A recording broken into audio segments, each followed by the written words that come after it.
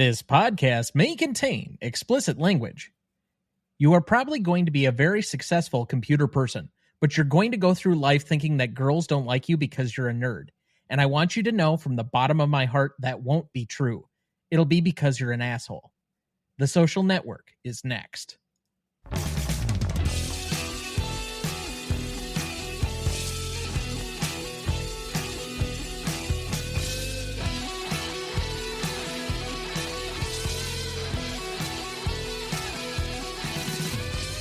Welcome to the Greatest Movie of All Time podcast, the show that uses a unique grading style to redefine what the greatest movies are.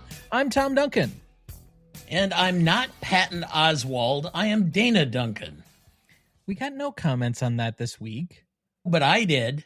Oh, that's right. You were at your conference and somebody legitimately asked you in real life, not even on social media. Okay. I forgot that. Yes, I went to the coffee pot and they said, has anybody ever told you you look like Patton Oswalt? Not in the last 5 minutes. Seriously, we need to get you two in a room together. I think it might be a lot of fun. I think I could crack him up. I think the two of us together would be like, could get each other laughing pretty hard.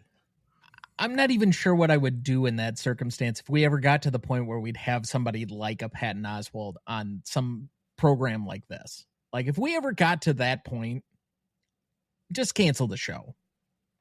Like, we've peaked. There's probably nothing higher that we could do. Never know. That's probably true. And you would always have regrets because you would say, maybe that was just the tip of the iceberg. No, I know myself a lot better than that. I would have such imposter syndrome by that point that, no, I would spin out and it would be all sorts of problems. I'm already second guessing myself as the host of this program. I just know that of the two of us, I'm the only one that can do it. Okay. Anyway, tonight for our 274th episode, we revisit The Social Network from 2010. Directed by David Fincher, written by Aaron Sorkin, cinematography by Jeff Cronenweth, music by Trent Reznor and Atticus Ross, starring Jesse Eisenberg as Mark Zuckerberg, Andrew Garfield as Eduardo Severin, Justin Timberlake as Sean Parker, Armie Hammer as Cameron and Tyler Winklevoss, the Winklevi, Max Minghella as Divya Narendra, Brenda Song as Christy Lee, Rashida Jones as Mary Lynn Delpy, John Getz as Cy, David Selby as Gage, Denise Grayson as Gretchen, Douglas Urbanski as Larry Summers, Rooney Mara as Erica Albright, and Joseph Mazzello as Dustin Moskovitz. Now, of course, we can't do this by ourselves. We bring in the great talents of our returning celebrity guest, a 5-time club member, getting pretty dangerously close to that 10-time mark, co-host of the War Starts at Midnight podcast, making his current 9th appearance on the show to date. Please welcome back Peterson W. Hill.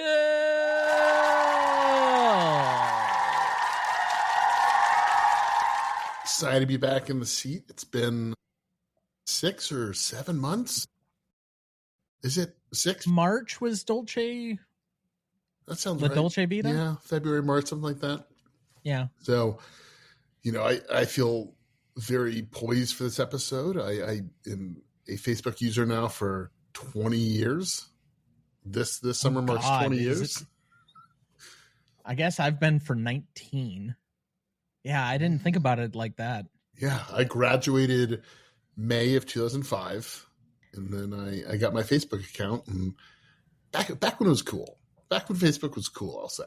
That is true. It took me a while to get on Facebook, and I got on it in 2006. I distinctly remember hearing about it for the first time in chemistry class. But at that point, I was still on MySpace, and I was getting very tired of everybody arguing over who their top friends were. I think I got a MySpace around maybe like a month before I got a Facebook. Okay. In MySpace, just, I'll say, you know, it kind of understands, this movie kind of understands, MySpace was just not as user-friendly. It was not as aesthetically pleasing. And then things changed. Facebook is the Apple of social media content, whereas MySpace was much more of the Samsung type. You could very much personalize it, but you had to go and do all of the extra settings and the coding and all the other shit yourself. Whereas Facebook kind of was user friendly and one size fit all, and it had the same kind of user interface at all times for everybody. Now you could set most of the same things up, but it looked pretty uniform. And so the difference in user from person to person was not as high. So it was much easier for the average person who was not tech savvy to pick it up and use it, which is probably why all of our parents are now the only users on Facebook. Well, also with MySpace, it was much harder to like find people. It was not nearly as easy. And then also, I think MySpace is still around. Is your page still active? It might be. I hope to God that my MySpace page is gone with the wind. Truly. Hopefully, let Brenda's song toss into the trash can and light it up on fire. Yeah, I have no idea. How do you figure out how long you've been on Facebook? Ooh, you might have to go into your profile. Just looking at my profile, it doesn't have a date. Okay. You know, so I know that I got it around June of, right after I graduated high school in 2005. I got it because I was like, oh, you know, I can start befriending people, going to University of Alabama. I could start thinking about like, you know, social clubs, like things I want to be a part of. And yeah. Likely. I'm probably one of your first friends. So I would guess that if there's something that says like you've been friends with Tom for so long, that's roughly how long you've had Facebook. But we won't wait for you. Okay. Technical geriatric to figure it out on your own. You too. Okay. This movie is clearly important to people. I've heard many a person say that this is possibly the best movie of the 21st century so far. I think there are some other movies, particularly that Peterson has been on, that are in that conversation. Parasite. I think that was recently the #1 movie on the New York Times best top 100 of the 21st century so far that they put out. And I don't know what was the fan vote one or the user submitted one, but the critics poll had Parasite #1. This film was 10th, but I think it has a large cultural footprint in that it kind of came out in a moment where Facebook was still new and cool, and our parents hadn't yet gotten on it for the most part. If they had, you didn't have to necessarily add them. You were kind of like dodging their friend request yet. So with that, I think this is one of those movies that, because of the time and where it came out, it very similarly to me colors the historical record of what people perceive about Mark Zuckerberg, Facebook, the modern tech giants and such, because it plays out to me kind of the same way we perceive Watergate through the lens of All the President's Men. It's a movie that is so close to the actual event and all the stuff around it that everything about the event and the founding and such is built into what this movie became. And since then, we've had multiple other tech stories, people that have come to certain celebrity status and fame as part of the tech giants, notably Elon Musk. And I will say here again, fuck Elon. How do you think that our perception of everything in this movie is different because the movie came out? My question would be there is today or 15 years ago? Because I think things have changed drastically. One, in our relationship with Facebook, because in 2010 it was kind of still cool. But when this movie came out, my theory is that these people were treated like rock stars. Mark Zuckerberg was part of the cultural lexicon. He became a semi-celebrity to himself, for good or ill, because of this movie. And likewise, you have similar people. I mean, we know the CEOs and founders of several of the major companies, like Larry and Sergey at Google, or Steve Jobs obviously was already a fairly big figure, but he had 2 different movies come out shortly after this movie about his life. I think we have celebrated these people as a result of this movie, and that has eroded over time based on our understanding of how these platforms have been set up and how they're taking advantage of us. But I still think the impression exists that these people are like true geniuses and not just some people who stumbled into. I mean, the book that this is based on is The Accidental Billionaires. It's a hack job, though. That book is... Eduardo Saverin basically wrote it with Ben Mesrick. He emailed Ben Mesrick at like 3 a.m. or something and was like, hey, I've got a story. You interested? So during the lawsuits is when it's getting written. That's why I think Saverin is pretty sympathetic in this movie, and that guy in real life is kind of like all these guys. They all became billionaires and they're all pieces of shit. Like, yeah, everybody in this movie, if you look them up, is a billionaire. Peter Thiel was part of the group of 7 that created PayPal, along with Elon Musk and all of them. And of those 7, they're all billionaires because they took their money after they sold PayPal, which I believe is owned by eBay now, and took their cash and all became angel investors and hedge fund investors and invested in other stock accounts. So I have read books from Peter Thiel, but after Thiel's little escapades with Trump previously, I have very little time for him. I also have very little time for Musk because they're hypocrites. Musk took all the money that he could get to make sure Tesla was off the ground. And then the minute he did, he said, well, I don't really think government should be investing in private industry. And Peter Thiel, I mean, his personal life is very unsavory, to say the least. Okay. But I think Elon Musk is one of those guys, you know, obviously he's turned into like one of the true monsters of the current age, I would say. But he did start by trying to do something that would be good for the world with Tesla. Obviously, he used those funds in the worst possible way, and he came from, you know, apartheid diamond mining. That's what his dad did. So, you know, I think it's really interesting when you watch this movie is Eduardo Saverin's a great example of somebody. I think you have the most sympathy for him in this movie. But then you look and he like dodged $700 million in capital gains taxes. Like, he's no longer a citizen of America because he's like, I don't want to pay those taxes. No thanks. He was Brazilian, and he's played by Andrew Garfield in the movie with no accent at all. And from what I understand, he has a fairly heavy Brazilian accent. He's also the wealthiest person in Brazil, and I believe now in, I think it's Singapore is where his wife's from, where he also lives. So he's the wealthiest person in 2 countries. And this movie paints him as like this very sympathetic person, which I think Garfield, you know, inherently might be the most wet-eyed sympathetic actor we have. Like, he just exudes it. Yeah, he's a very hard-on-your-sleeve actor, and he cannot play reserved. Like that, which is just... I do appreciate about him. I love that he wears it on a sleeve. But he's got a very distinct style that lends itself to, there are certain roles he just cannot do.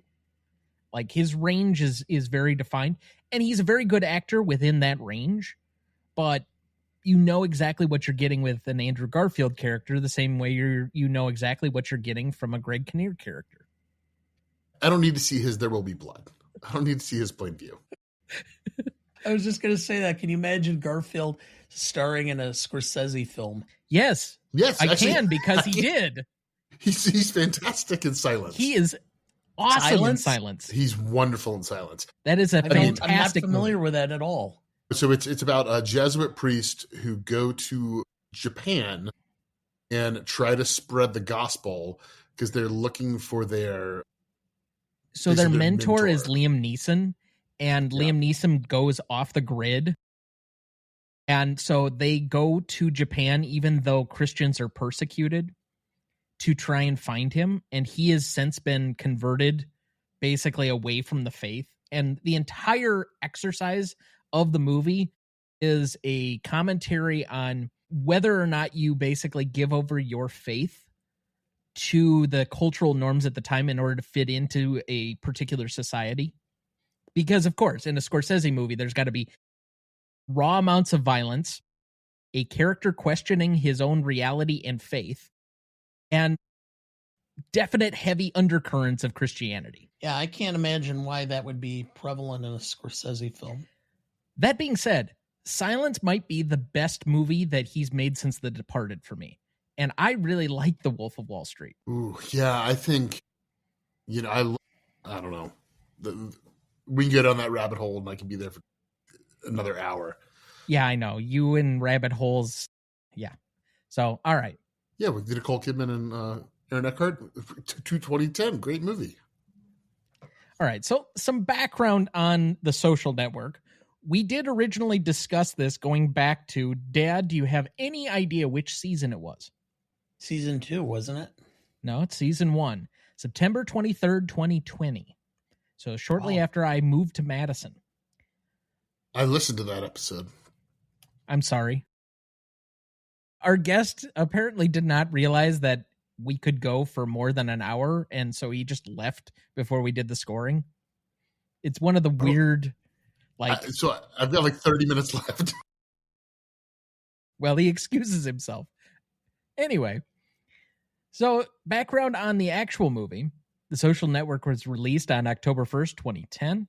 On a budget of $40 million, it would go on to gross $224.9 million, finishing as the 32nd highest film at the worldwide box office for 2010. The Social Network received widespread critical acclaim, appeared on over 70 critics' top 10 lists of the best films of 2010, and won the Best Picture from the National Board of Review, National Society of Film Critics, New York Film Critics Circle, and Los Angeles Film Critics Association, making it only the third film in history after which two other films to sweep the Big Four Critics Awards. Hint? They're both from the 90s. LA Confidential. Correct. Unforgiven. Nope, not quite. Another Best Picture winner in Schindler's List. Schindler's, okay. Yeah, that makes sense.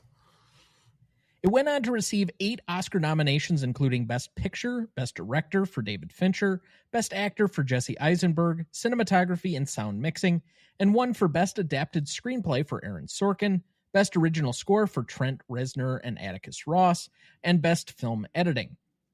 Following the close of the decade, The Social Network was recognized as one of the best films of the 2010s. Metacritic reported that it was listed on over 30 film critics' top 10 lists for the 2010s, including 8 first-place rankings and 4 second-place rankings.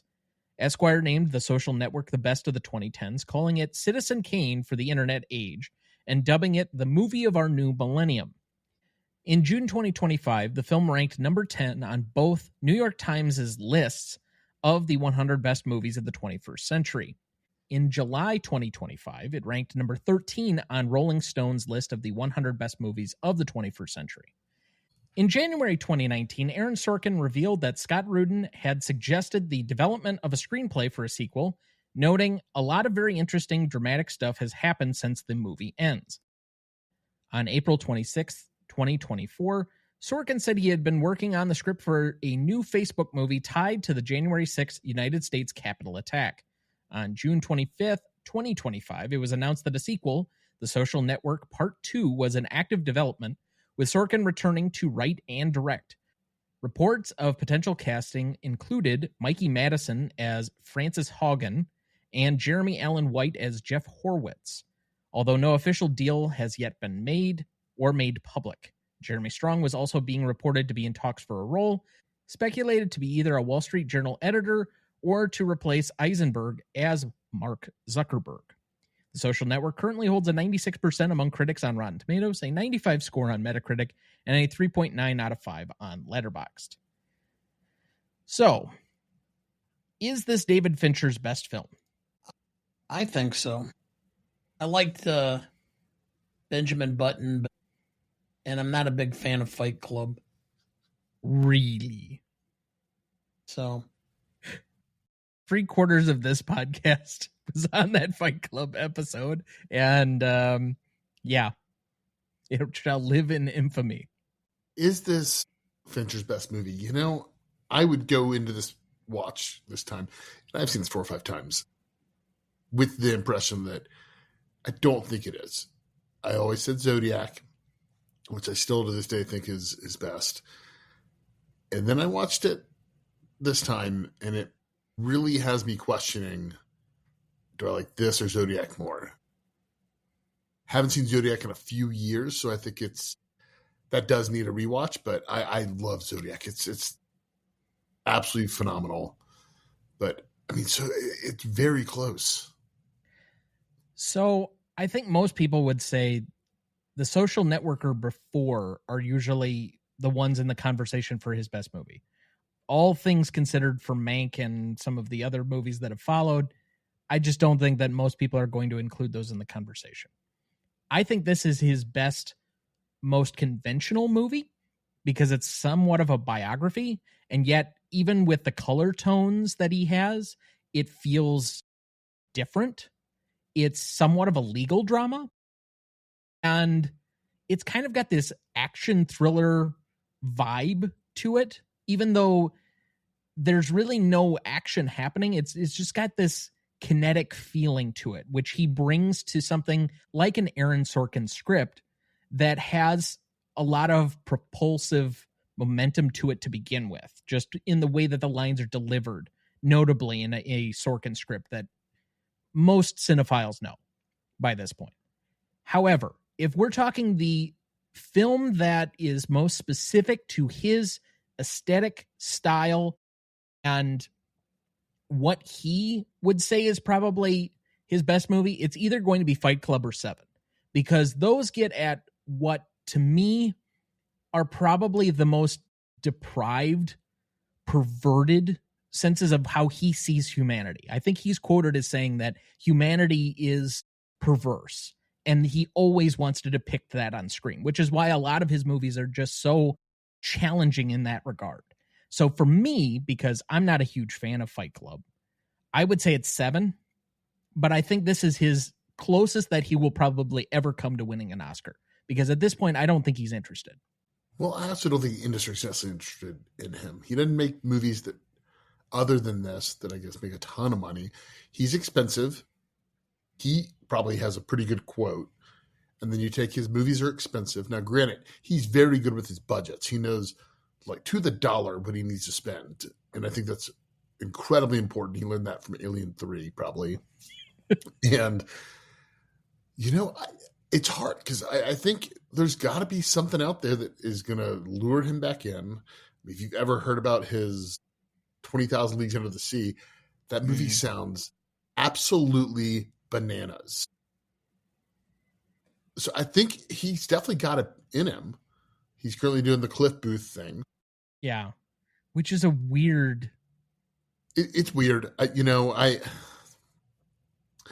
know. I'm glad Tarantino's not wasting his time with it. I'd rather him do something else, but I don't want Fincher wasting his time with it either. I thought The Killer was kind of boring. I think Fassbender's good in it just because I think he's good in everything. But I don't know. He's certainly has it in him because his last movie before The Killer was Mank, which I think is interesting. And then before that, it was Gone Girl. I mean, I like Mank more than I like Citizen Kane as far as a watch. I think it informs a lot of my opinions on Citizen Kane. But I also was a Killer stan. I definitely loved that movie. I thought it was his best that I'd probably seen since Gone Girl. And might be up there with some of his best personally for me. Now, I watched it for this program, hoping that my father would do the same, and then we'd have a discussion on it, but that never materialized. And I don't think he's still seen it. But regardless, Dad, do you want to jump in? What do you think is Fincher's best movie? I would probably say 7. Although, yeah, I would say 7. It's the one that really kind of got me interested, and I'm not big on the psychological thrillers, but in this particular case, there was a lot there to work with and kept my interesting. That makes me more interested for the episode. Yes. Teasing ahead, in a few weeks, we will be doing an episode on 7, combining both our discussion of last week with Kevin Spacey, along with our discussion this week on David Fincher. Yay! Kevin Spacey, a woke king. So, Dad, what is your relationship to this movie? Saw it on video after it came out. I did not see it in theaters. And then I watched it for the show again, and I've watched it now, so I think this is the 3rd time I've seen it. Do you like this movie? Yes. It's a little fanciful because I think that it overblows a lot of what took place. I think it's done primarily for dramatic effect, but I think it is overblown a bit. Fair. I remember seeing this when it roughly came out. I don't remember. I definitely didn't see it in theaters. I think it was a rental after the fact. But I definitely remember this somehow taking the, I don't know, it was like a cultural moment. Everybody talked about this movie. And it was not one that I thought was like, okay, why are we talking about this movie? But it became the favorite for Best Picture early on and then got unseated by the end. And if you look at the box office rankings, you look at some of the critical stuff, like, I don't think it's that big of an upset that The King's Speech eventually won. And notably that by the time we got to this point, this was the first one since probably Crash unseated Brokeback Mountain, where you had the front runner losing to a challenger near the end. But we had a series of this like afterward, where I don't think Argo was the favorite going in, and it kind of like overtook in like the last month to become the favorite. The same happened with 12 Years a Slave, where the last like month, I know it was like neck and neck with Gravity, but Gravity was the clear favorite that year, and 12 Years a Slave kind of came up from behind and beat it. I feel like 12 Years a Slave was bound to win that Oscar. That was a 50-50 shot. I think it's the only time that the Producers Guild has awarded it to 2 films. Well, I think the Gravity year is so interesting because like it gets all those technical awards, which it should. I think Gravity's a technical film, but I don't think my parents went and watched Gravity and they're like, that was a fun roller coaster, and that's about it. And that's kind of my take on Gravity too. I'm like, this is a blast. Really enjoy it. It doesn't need to be 12 Years a Slave for Best Picture, though. I think the right film probably won in that particular year, but I'm not here to litigate the Oscars of a particular year. We'll leave that to other programs. Anyway, my point being that The Social Network, I think, has been aided by the fact it didn't win Best Picture. And so people give it extra credit because they think it was wronged in the moment. Had this won Best Picture, I think this film is much more forgotten. I don't know if it's forgotten, but, you know, The King's Speech winning Best Picture is the worst thing that ever happened to it. Because everyone's like, oh, it's terrible. It's an awful movie. King's Speech is a perfectly fine movie. Yeah. I don't love it, but it's perfectly fine. A great Colin Firth performance. Guy Pearce is good. Everyone's good in that movie. But I think Social Network certainly has a more lasting impression. Yeah. I think The Social Network is probably the better of the 2 films, just personally, if you watch both of them side by side. There's nothing wrong with The King's Speech, but it's made for people that are like my dad, as opposed to where The Social Network seemed to cut across most ages and categories, genders, etc. I think that it actually helped it in the overall rankings where people, maybe you don't win Best Picture, but you win the overall argument that it's somehow this culturally important film. And I think that people came to the film in large degree even after the Oscars because it lost Best Picture and people made a big fuss over the fact that it lost. Yeah, I mean, I don't think the quality of the two is that close. I think Social Network pretty much blows it out of the water. King's Speech is good, but I think Social Network's one of the great films, I would say. This one I saw, I think it came out the same weekend as Let Me In, a truly forgotten film. Matt Reeves' remake of Left, Right, Went In. And my wife and I went and saw that Thursday at midnight, back when you had to go at midnight. Saw that at midnight, and the Social Network, we were like, we want to be awake and present. So we saw that Friday evening. And I just remember leaving being completely exhilarated. And I don't know if you guys remember the trailer for this thing when it dropped. That had people just buzzing and talking, being like, wow, look at this thing. They actually made the Facebook movie, and it looks interesting and dark and weird. And that was like 2008 when it got announced, I want to say. Maybe early 2009.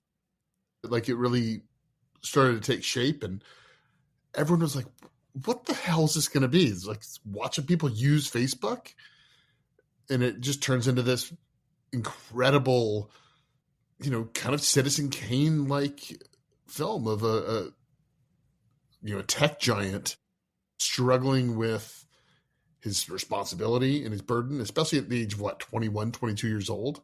So I think this is, truly a movie of this age, but is truly timeless at this point. So, Dad, do you have a plot summary ready for us? Yes. The Social Network dramatizes the turbulent origins of Facebook, tracing its rise from a dorm room project to a global tech empire. The story centers on Harvard student Mark Zuckerberg, Jesse Eisenberg, whose brilliance and ambition lead him to create a revolutionary social networking site. But as Facebook explodes in popularity, personal relationships unravel, and the legal battles erupt. Former friends and collaborators, including Eduardo Saverin, Andrew Garfield, Sean Parker, Justin Timberlake, and the Winklevoss twins, Armie Hammer, clash over ownership, betrayal, and the blurred lines between genius and opportunism. It's a tale of innovation, ego, and the cost of success in the digital age. Thanks, Dad. So what is the movie about? I think it's about a lot of things, about the modern age for one, but I think a big thing is, and this is where the Winklevosses truly come in for me, is that it is about the changing of societal norms, and the Winklevoss being like, we're men of Harvard. We have to act this certain way. We've got to be, gentlemanly. And all that's gone out the way. It's now this new fast-moving tech mogul coming in being like, this is how the world works now. I'm going to take your intellectual property. It's fine. I'll just pay you a settlement. I'm not worried about it, which you can hear him or see him saying, like in the books. He has emails that are uncovered that are truly about that. And it's about that kind of changing of the guard in some way. And then I think also about how maybe it took somebody who was socially, like truly wanted social connection, had no idea how to do it. So he creates this algorithmic way to communicate with other people, but can't even carry on a conversation like a normal person. So it's that kind of where we're headed potentially with people not being able to communicate and being in their own bubbles and isolation. I mean, that's like 2 of the 40 things I think this movie's about. Well, for me, after having watched it previously twice before, it dawned on me at the very end of the movie what this movie, or what it really is about. The fact that he is clicking on his ex-girlfriend's profile asking to friend her and then is refreshing to see if she does. This is a film about about Zuckerberg's inability to connect, and really what it is success and power trying to overcome his own social and personal insecurities in life, his lack of feeling masculine, in a world full of masculine achievers, especially at Harvard. His inability to get into the right social clubs, the inability to make the connections, the friendships he wants. So he is going to use this as an opportunity to overcome all of those insecurities and just use money and power to, I guess the adage is to make himself into a much more masculine person than he wanted to be. I guess it's standing at the urinal and checking out the size. Okay. That was a very long and winding road to get to that moment, but all right. Is he looking on both sides because the wink flosses are on both sides? I guess. But that's, just why else would he be still, after all this time, going and checking out and trying to befriend his ex-girlfriend? The movie is very much presented in a way that feels somewhat of a diagnosis, and somewhat prophetically, a diagnosis of the culture of social media and online engagement, which is stalker behavior, tracking people that you just cannot give up on, that you have a very loose connection with, righting wrongs somehow. I think the movie really, in the current way I watched it, presents him as the very first incel. First? You think the very first, and he's basically created an environment for all of the incels to congregate and take back their own lives. It's not your fault. You're not an asshole. You're just trying so hard to be because everybody else has wronged you. And so he is, the moment at the end of Oppenheimer where he says, I think we actually destroyed the world by creating this.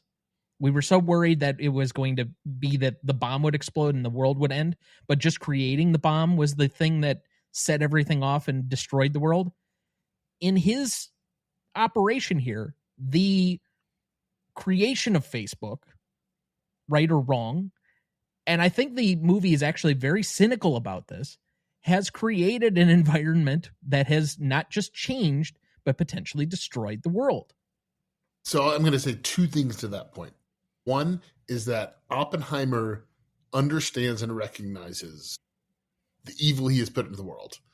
And at least the version we get in Nolan's film, Oppenheimer is very ambivalent about making the bomb, but knowing, well, if I don't do this right now, the Germans might do it first. And that's the greater evil. Yes. So that there is some self-awareness there, I think, with Oppenheimer. And they have the benefit of hindsight in making that film, 60, 70 years 100%. removed compared to 4 years. 4 years, 5 years, yeah. But I think the other thing is, I think Mark Zuckerberg doesn't understand the evil he's writ on the world. And I don't think he did it on purpose. I think he probably came out and said, you know what? I want to make this thing where people can connect. And the early stages of Facebook, I think were pretty healthy. When it was contained to like college kids and it was a much safer space. That would be much more persuasive if this movie doesn't start with him basically reacting to a breakup. By doing face smash. No, I'm not saying by any means that it's like a good thing, but I don't think he knew what it was going to writ on the world, what he was doing. Most definitely. I don't think he understands the ramifications even now that he has directly caused a genocide in another country. Yeah. That or presidential election. Look, the list is long. It's nuts to me. Just, today you see something on AI and you're like, it's hard to tell sometimes if it's true or not. And all of this starts with him because I think he wants to live this digital world. He wants wants to have a way where he can appear to be, as Dana was saying, that masculine ideal where he's, you know what, in some VR world, he can be, you know, a chest thumping Viking. And that's just not who he is, which I don't know.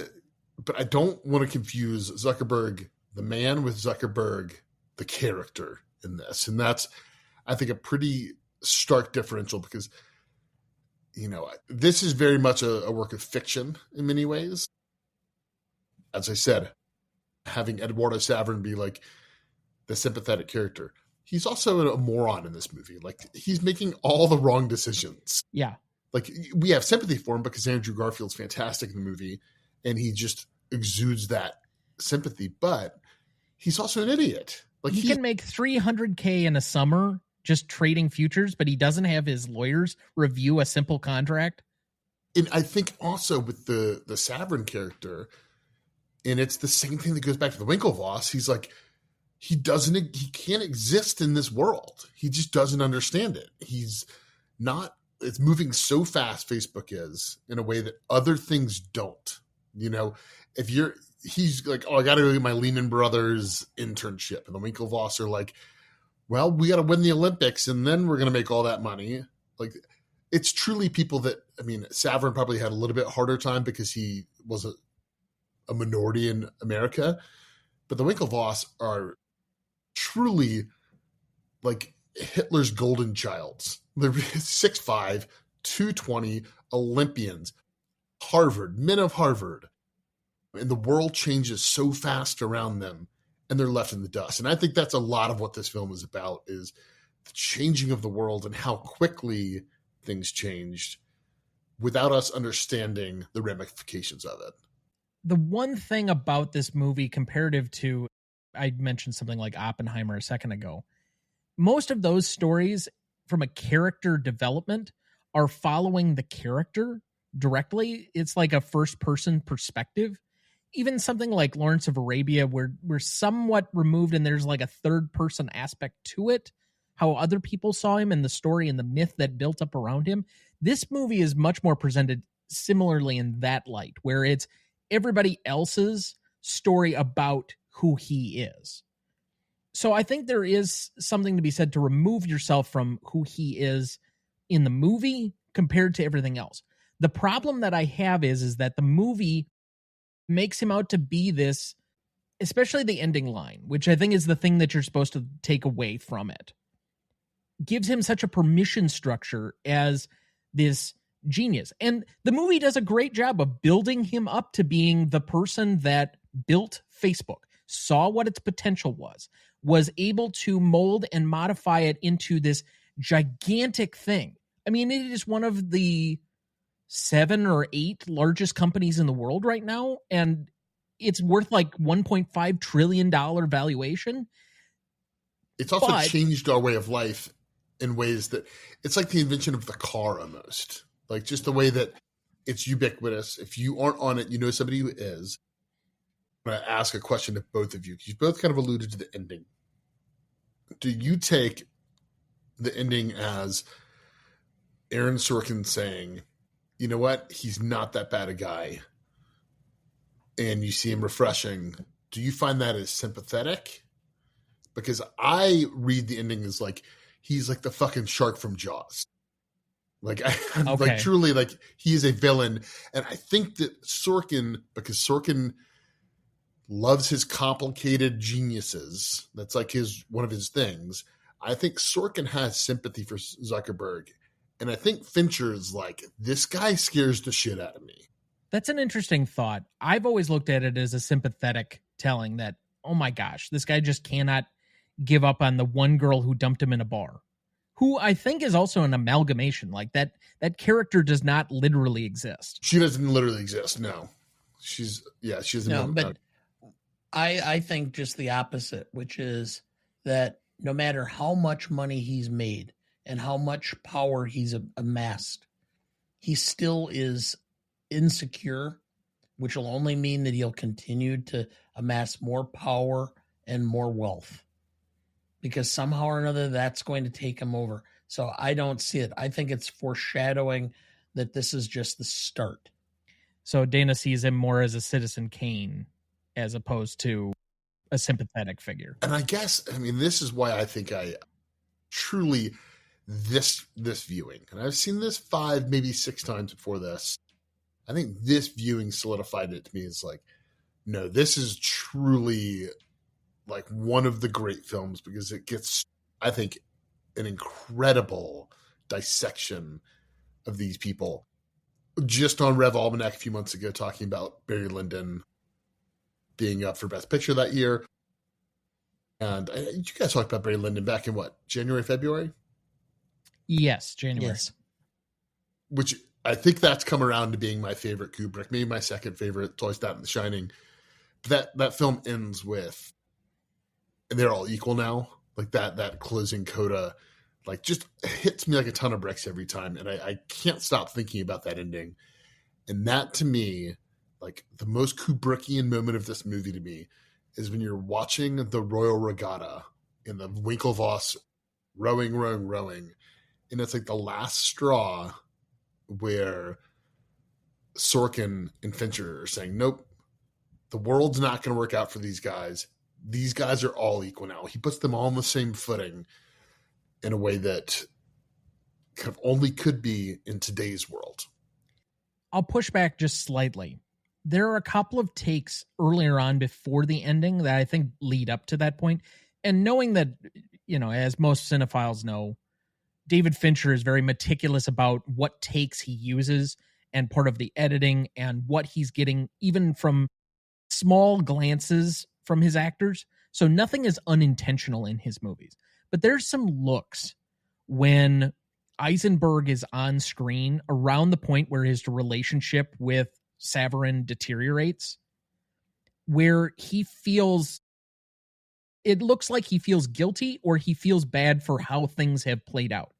He thinks he's made the right move, but such as when Savarin comes in and smashes his laptop and then he rebukes Justin Timberlake after the fact. I think an incredible moment. The capper of that scene I always forget.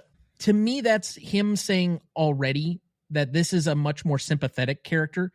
You don't have to build him as all evil. Like I don't relate to a lot of Zuckerberg in this moment or in this movie, but this is one place where I could say you've got a lot of personal turmoil.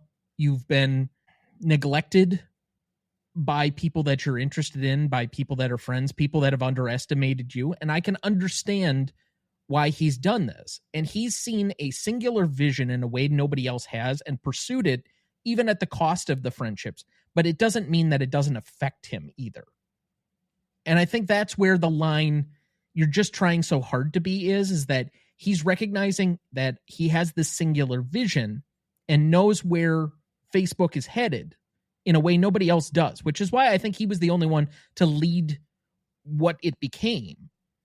But by the same token, he does it in such a blinders way that it makes for really bad personal relationships for him. And I think you kind of have to in order to build that thing up, but it comes at a personal cost. And I think that's what I'm taking away from the end. Do you remember, this was probably, I don't know, maybe a year in the pandemic or maybe even before the pandemic, but Zuckerberg did his like tour across America. No. What's happening? So he went to, I know he stopped in Tuscaloosa where University of Alabama is.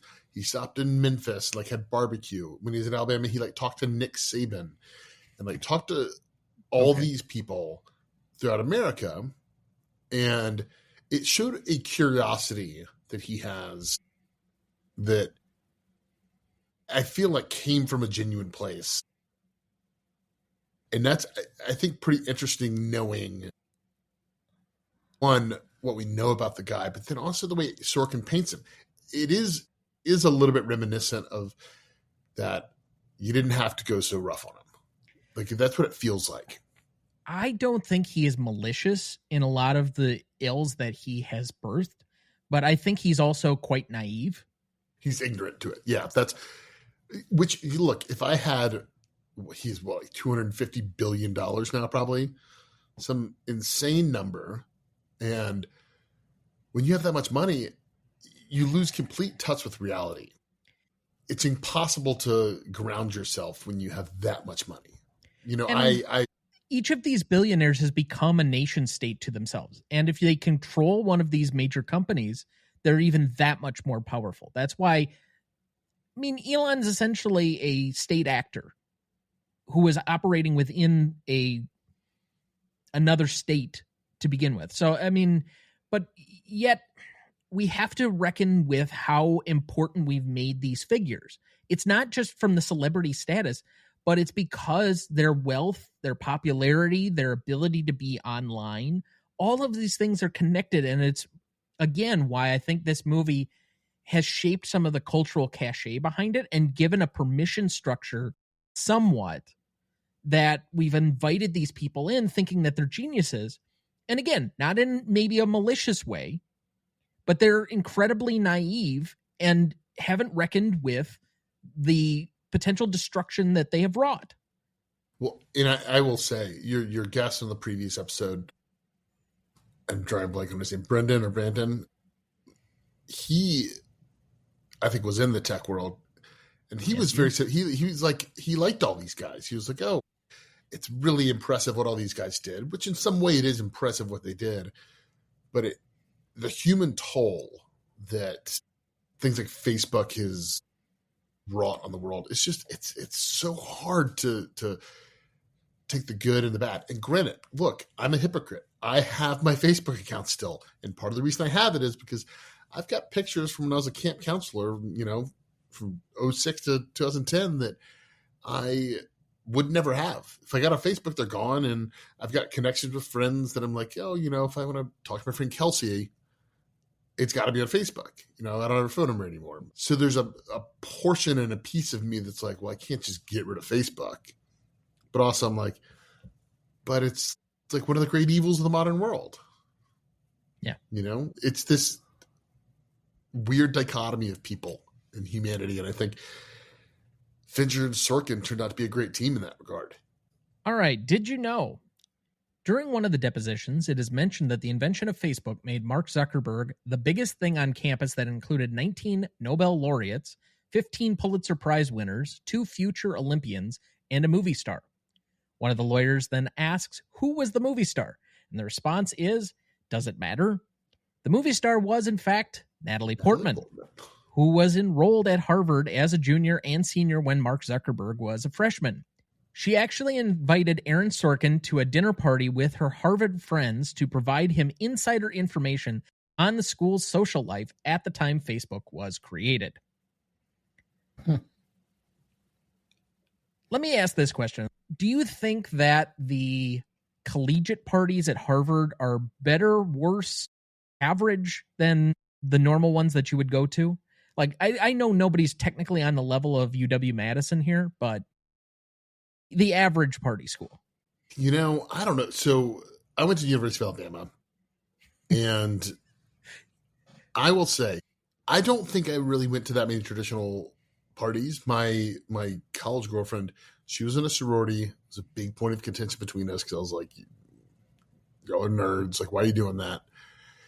So she'd go to fraternity parties sometimes, but my friends were all musicians and we worked for the paper, and like, we had like house parties and band parties off campus. I didn't do any like normal college partying.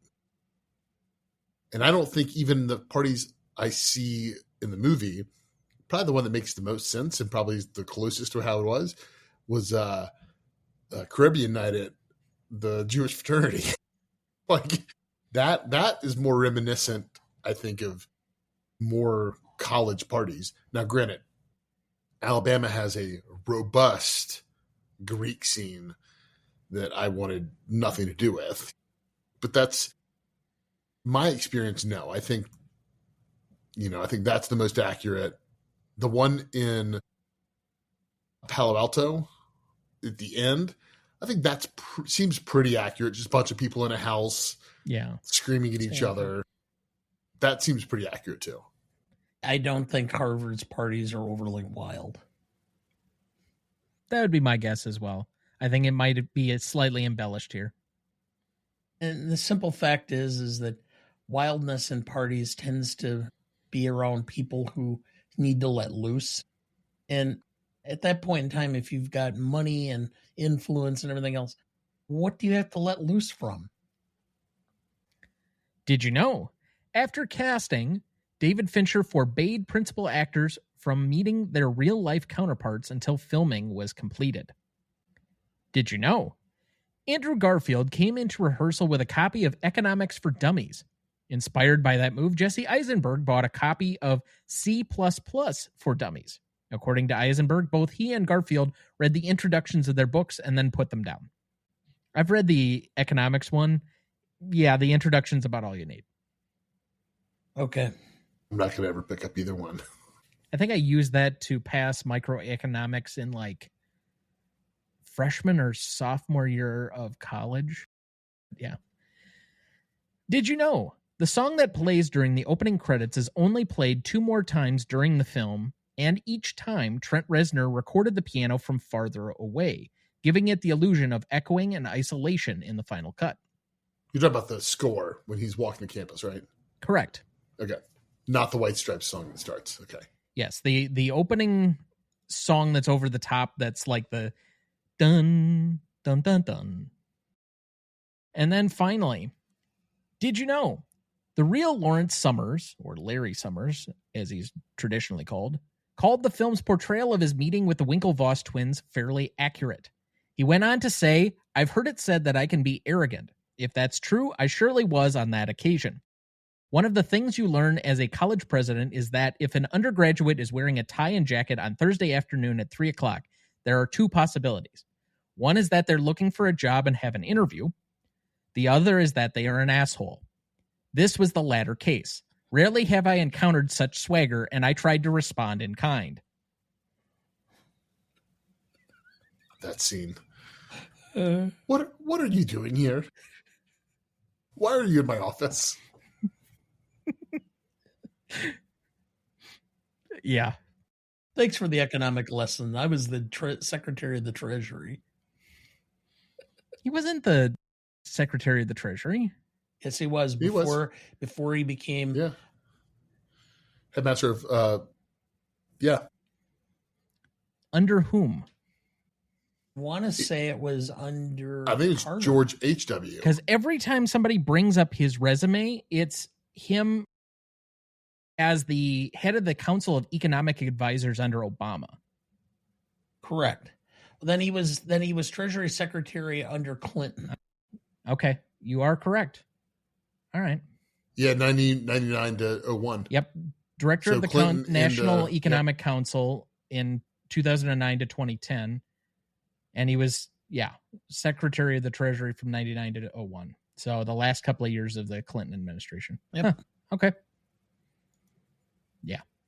Well, that's Larry Summers for you, who I think accurately predicted the economic downfall of the pandemic. But anyway. Yes.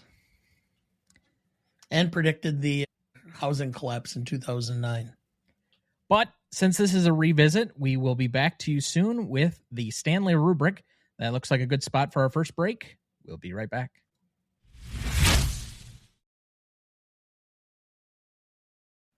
Before we jump back into the episode, next week for our 275th episode, we welcome back 5-time club member Sarah Duncan to discuss possibly the greatest war film ever made, with the original All Quiet on the Western Front from 1930, celebrating its 95th anniversary this year. It's also, because it's our 275th episode, it's one of the large films that we have always promised to discuss on the 25s. Directed by Louis Milestone, written by Maxwell Anderson, George Abbott, Del Andrews, and C. Gardner Sullivan. Cinematography by Arthur Edison.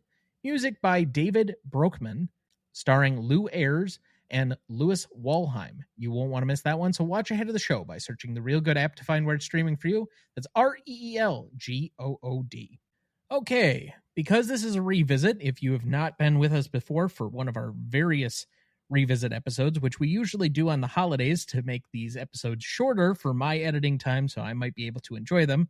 And I know this isn't a normal holiday in the calendar, but It's my parents' anniversary, my mom's birthday, and normally I go to spend time with her. I can't this weekend, but in the near future. Normally, our first segment isn't quite so long, and so this might be a shorter episode. I apparently will not be getting that this evening, but that's all right. We had a good, robust discussion in the first segment here.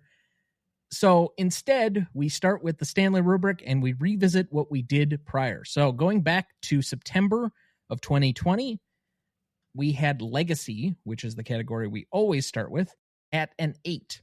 Now, a reminder to the audience out there, Legacy is a score determined by how the perception of the film is legacy-wise 5 years after it originally came out to today.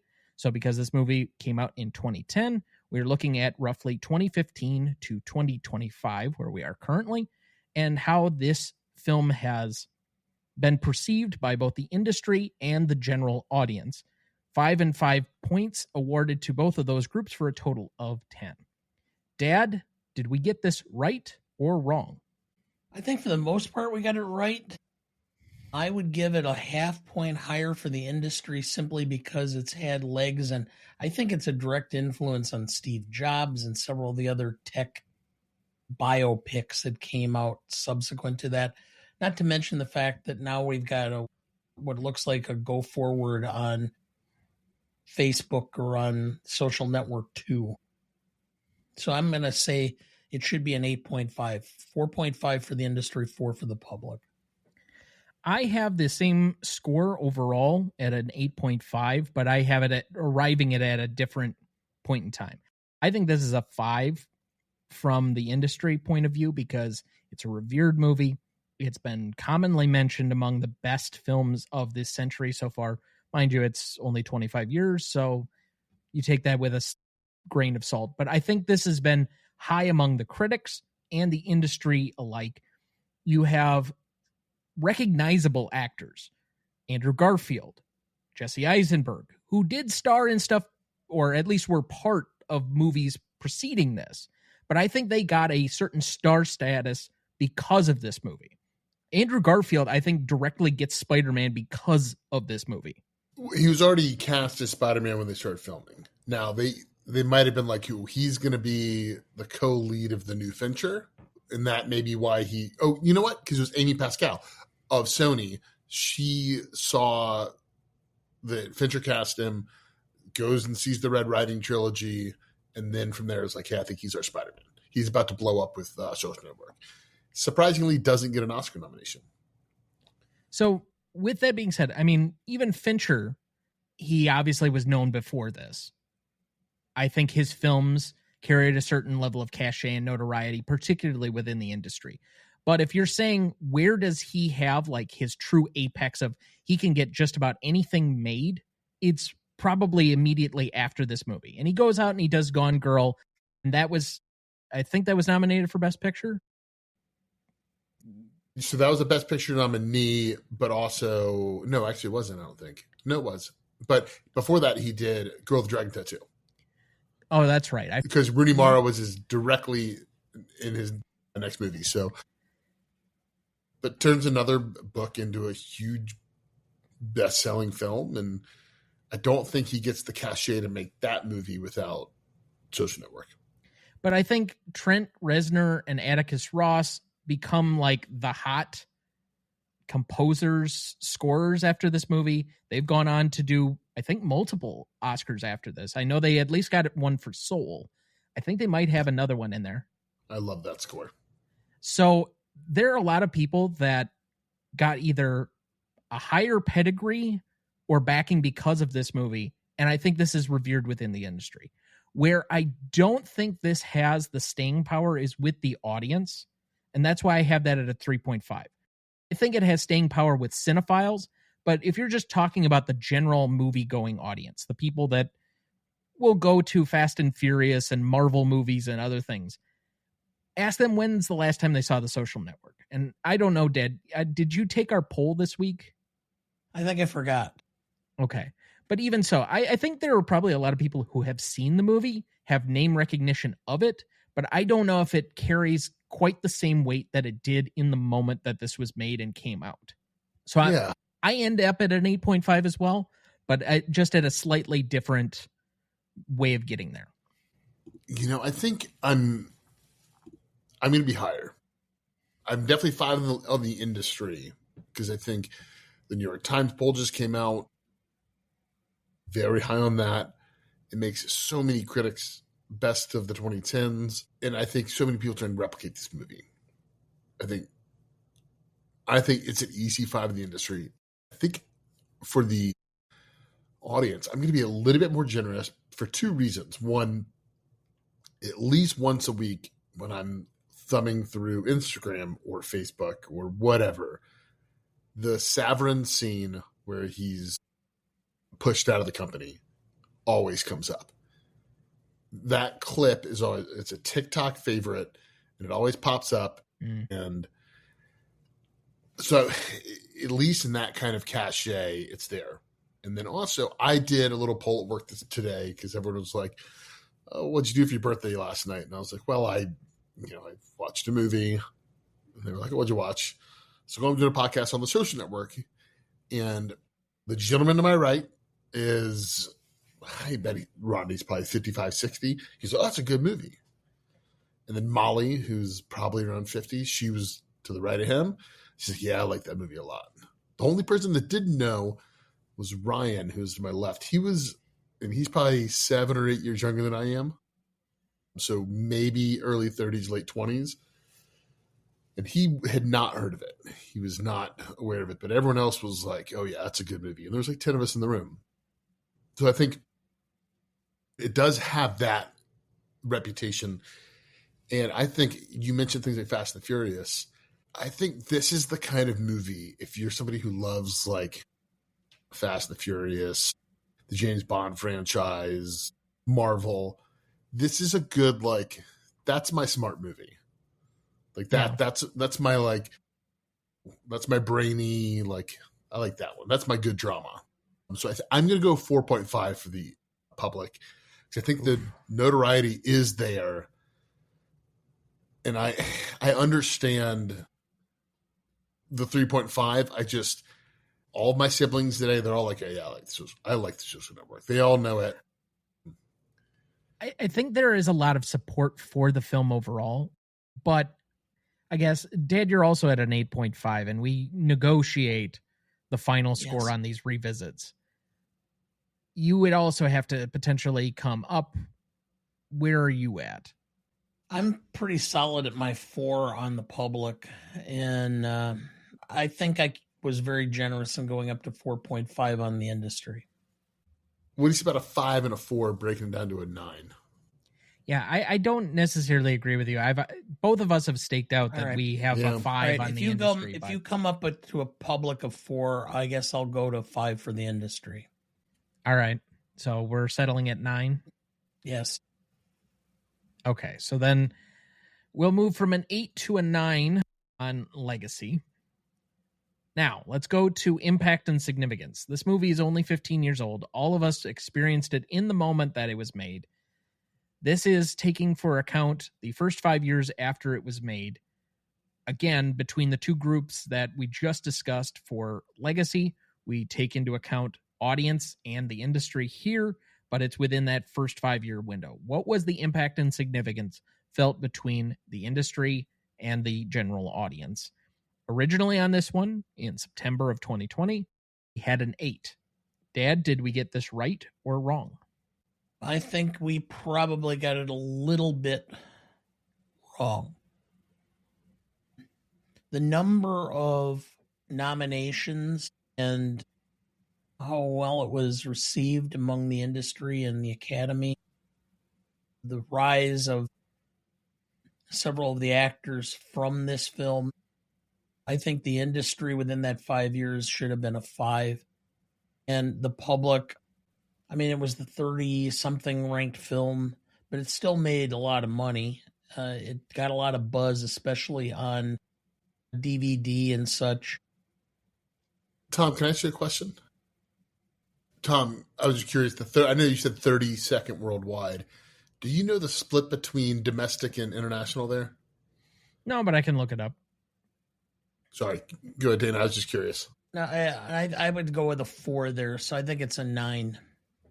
Because I would imagine this sways pretty heavily domestically, because imagine like listening to a dub version of this or subtitles. All right, so it made 43.1% of its money domestically and made 56.9 internationally.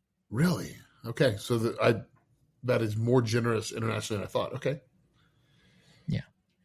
Again, I think this was not one where people caught it in the theater, and I don't know how large the theatrical window was in the moment that it came out. I think this came out in October. And it was October 3rd or 10th, one of the two. It was not a great time unless you're going to be up for Oscars for a movie like this to come out and like have that kind of sway. If you wanted this to have that level of return, and I think it could have, you put this movie out like a week before Thanksgiving. And this would have performed probably 30% better in my estimation. Right, yeah. Now, I agree for the most part with where Dad, again, finds his score. I also have a 9, but I have a 4.5 and a 4.5. I can't quite get to a 5 on the industry immediately, even as big as some of the people from this movie came out within that 5-year window. But I also think that we might be discounting, again, how much of an impact this movie made. I remember people talking about it. It was a water cooler movie at the time that it was out. Even if it was in rental or people catching it after the fact or talking about it, it had a cultural moment. And I think has, as we mentioned before, affected how we perceive these people and these events so closely that it's going to be hard for me not to have a higher impact than the 8. So I also have a 9. Yeah, so I'm lockstep with you guys. I think 9 is the correct score here. I would say 5 industry, 4 audience. And industry, it launches so many careers. Max Minghella gets work off of this. Obviously Armie Hammer is made from this movie. I will leave him, if we discuss him, we'll leave him to the side for now. But yeah, he gets somewhat of a career off of this. I mean, he gets cast in J. Edgar. Yeah, and that aged well too. But if you're him, of course you take that role. Opposite Leo, being directed by Eastwood, of course you would. And then obviously Eisenberg gets his Oscar nomination for this. Garfield doesn't, but gets incredibly close. Reznor and Ross win the Oscar. Sorkin wins the Oscar. I think industry, without a doubt, 5. In the buzz of this movie, at least for me, when I was, I think 24 when this movie came out, everyone I knew was talking about it. They didn't necessarily go see it immediately, but they're all talking about it. So I think 4 is a pretty solid way for this. But yeah, I mean, I think you're right, Tom. If it came out maybe even 3 weeks later, it would do better, because in the theater at the same time is The Town, which this probably scooped some of that money, and then Town probably takes some of its money, because they're both like intelligent, smart movies. The Town is obviously R-rated, but The Town is going to appear in Wisconsin Rapids because it's got action and violence. And The Social Network was never going to appear on a big screen in Wisconsin Rapids. Did it not really? Okay. So that's my weird perception, because I saw this in the big Cineplex. My wife and I lived together at the time, and we were dating, and we went to the AMC Parkway Point right out of the corner from the house. And it was great. Like, we had a blast. It was opening night. It was packed, left exhilarated. The Rogers Cinema, with 7 theaters in it, which I think there's a picture still floating around our Instagram somewhere, is not known for putting on smart dramas by people like David Fincher. It's just not. Like, the only way that they're going to show stuff is if it gets nominated for Oscars. Otherwise, it's got to have an explosion, a car chase, some sort of talking cartoon animal. Those are the kinds of things, the low-hanging, most common denominator stuff in order to appear there. Yeah. And I think it loses out on a little bit of that it's still a great movie. I mean, I don't have any issue with that. It's just trying to place it up against some other movies at that moment. And 2010 is a pretty good year. I think you're going to have a harder time if you don't pick your spot specifically, because this movie is made for people in college, and people in college were going to go see movies on Thanksgiving break, not in the middle of midterms. Oh, I went to 3-4 movies a week. You're an outlier, as we pretty much know. Yeah. Anyway, I went about once every 2 weeks. Again, outlier. Impact and significance on this one, we will move to a 9. There's nothing to negotiate here, so we move from an 8 to a 9 overall. Now, let's move to novelty on this one, where I think there might be some good discussion here. Originally on this one, we had an 8.33. Now, that was before this season, where we started splitting this category as well between the originality of anything having to do with the film and execution. 5 and 5 points each for both of those, for a total of 10. I think we slightly got this one wrong. I have this at a 9. I don't know of too many other films that are told quite like this. Even for Sorkin dialogue, this is told in a very unique way by Fincher. Like, he puts a very distinct spin on the ball in telling this, and it feels much more like a noir, non-linear, told crime thriller action film. It's kind of got that propulsive action to it. So it doesn't really fit neatly into one genre or another. And it's borrowing so many other things from other places to make a really good end product. But because of that, I think it does have a slight bit of unicorn status. But at the end of the day, it's got too many other borrowed things that feel a little bit familiar to give it a full 5. So I have a 4 there. But I have a 5 on execution because, well, I mean, this is, for this kind of heady movie, it's really well told. The music is great. The editing is fantastic. The dialogue is excellent. The direction is excellent. The acting, for the most part, is excellent. So I have a 9. Personally, I think this is an easy 5 on execution. Like, no questions asked. And this time watching it might have been the first time I really clocked it. There's a moment where it is one shot, you're watching Zuckerberg, and then the next shot, it moves to the other deposition, and it just changes the angle, and then it goes back to the next shot comes, and it's back to the first deposition, and then it goes back to the second one, and you're starting to get disoriented. You're like, whoa, what's happening? And Sorkin's dialogue very funnily says, he has Zuckerberg being like, I'm confused too. He's like, I'm in 2 of these things. And it's this moment that is so kind of punk rock from Fincher, because he's flashing between 2 different depositions at the same exact time in the movie. He's flashing between 2 separate depositions at different points in time, but he's intermixing them together because it's all running in Zuckerberg's head. And then you lay on the score, the acting. The only performance in this that I don't think really holds up like the rest is Dakota Johnson. It's not quite her fault. She just apparently can't act. Yeah, and I maybe I had the blinders on because I think Dakota Johnson is attractive. So I'm like, she's got the charisma, she's got the juice, and now I'm like, maybe not. She's...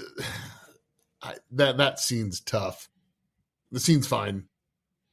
Timberlake's very good in it.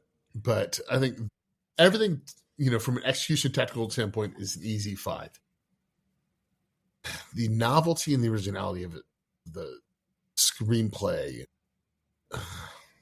I want to go 4.5, but I think I'm going to have to land at a 4. So I think I'm going to be right with you, Tom, at a 9. Well, I'll agree to the 5 for the execution.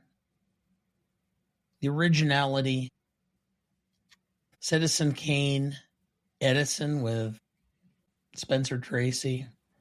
I mean, that's one you're pulling out is like we have the movie recognized as possibly the greatest of all time that was like a 6-time honoree by the BFI, and Spencer Tracy's Edison.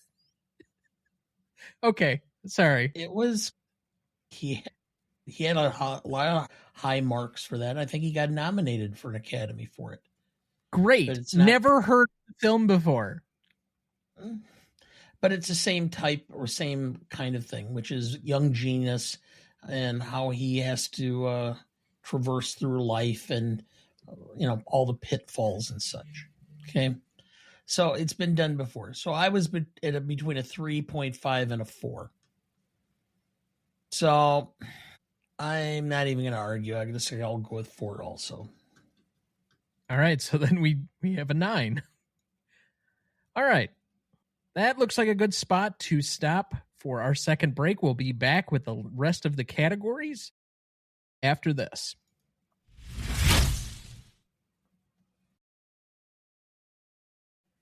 Before we jump back into the episode, and before we get to the Stanley Rubric in a minute, if you're ever curious about our Master Greatest Movies of All Time list that has every graded movie we've ever discussed on the show, there's a link in the episode description of every episode of this show, or you can go to RonnyDuncanStudios.com and find us the top entry on the Greatest Movie of All Time podcast show page.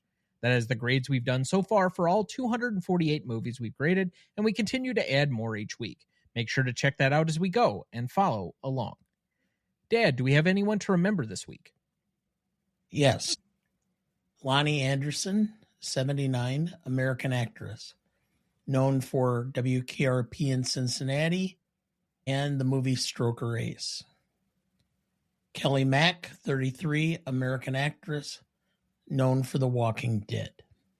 Well, for me, Lonnie Anderson was one of my early heartthrobs when I was a teenager, and I loved WKRP in Cincinnati. It was a show that was just absolutely brilliantly written, and the premise was wonderful.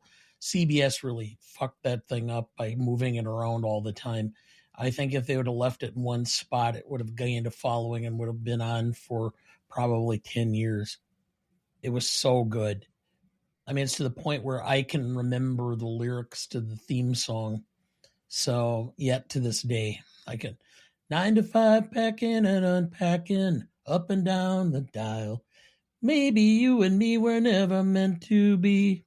Just maybe think of me once in a while. I'm on WKRP in Cincinnati. Loved that show. Loved her in it.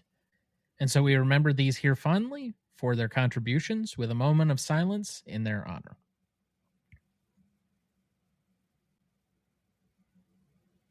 Thank you. All right, let's head back to the Stanley Rubric. This is the category, like last week, where we probably will have the most to say. Classicness. There is so much nuance, as you can tell from our first segment, on the making of this movie, the fallout of this movie, other associations. I think there's going to be a lot to talk about here. With that being said, I would like to go last and see where you both fall on this, because I've been thinking about this a lot this week and where I may stand. So I'd like to hear the other opinions first and understand where I have my line of attack, whether I agree with maybe you can persuade me or not. But I think that I might be rather low. For the sake of it, back in September of 2020, this was an 8.83. So roughly 5 years ago, we probably felt very different about this movie than we do now. Let's start with the low-hanging fruit, as we like to mention on this, which is Armie Hammer. Okay. His career is now him doing a podcast from a abandoned house in Jamaica. That's his career.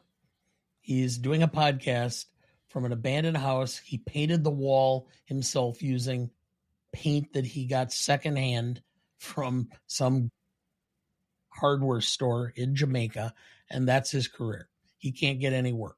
And I think he actually is currently working. He was just in the new Ua Bowl movie. Okay. He's back in the States. Well, then this is more recent because this was an interview I saw with him in the Hollywood Reporter. And they had the whole thing with photographs and everything from him in his podcast studio in Jamaica. I don't know what you're seeing, Peterson, because since the articles and the other stuff and the stories have come out, his last appearance was on a film that at the time everything was coming out, he was in this movie and it kind of tanked the movie, Death on the Nile. Since then, he has one acting credit as Cannibal Ken in a music video from last year. Otherwise, he is not listed in anything. Not even upcoming projects. I could have sworn he was in the new Ua Bowl movie or something. If you know Ua Bowl, he's This was a thing that he was, took an abandoned house and he had to clean it all out and everything else. He's living down there and he's doing a podcast called Hammer Time. Yeah, so here it is. He's in Night Driver coming up. Just wrapped principal photography. Okay. It's not listed on IMDb. Oh, I guess I'm sorry, it is. I didn't click on the right thing. He's got Frontier Crucible. That's got to be the Ua Bowl one. Who's directing? No, this is Travis Mills with William H. Macy. Okay. Who has his own problems from his and Citizen marriage. Vigilante. That's the Ua Bowl movie. That's okay. I was like, I know he's got stuff coming up. With somebody else named Costas Mandalore. A man takes justice into his own hands, hunting down criminals. His vigilante crusade makes him a social media star, but puts him at odds with the local police chief. Okay. I bet he will not be in any episodes of Walking Dead. I don't know who John Bevilacqua is. Yeah. But anyway, that's his other film, Night Driver. I have a hard time marking it down too much for a guy that was not really a huge character in the film. I mean, he was playing two, so I would go down a half point from there. The biggest problem I have is that we are full of people in this film who have been proven to be rather shitty people. Peter Thiel, Mark Zuckerberg, Sean Parker. Sean Parker, I saw an interview. He said the worst thing that ever happened to him was this film because everybody assumed he looked like Justin Timberlake. And then when women actually meet him, they go, well, ugh. And that's his comment. That was his thing. Is this film ruined him because he couldn't score anymore?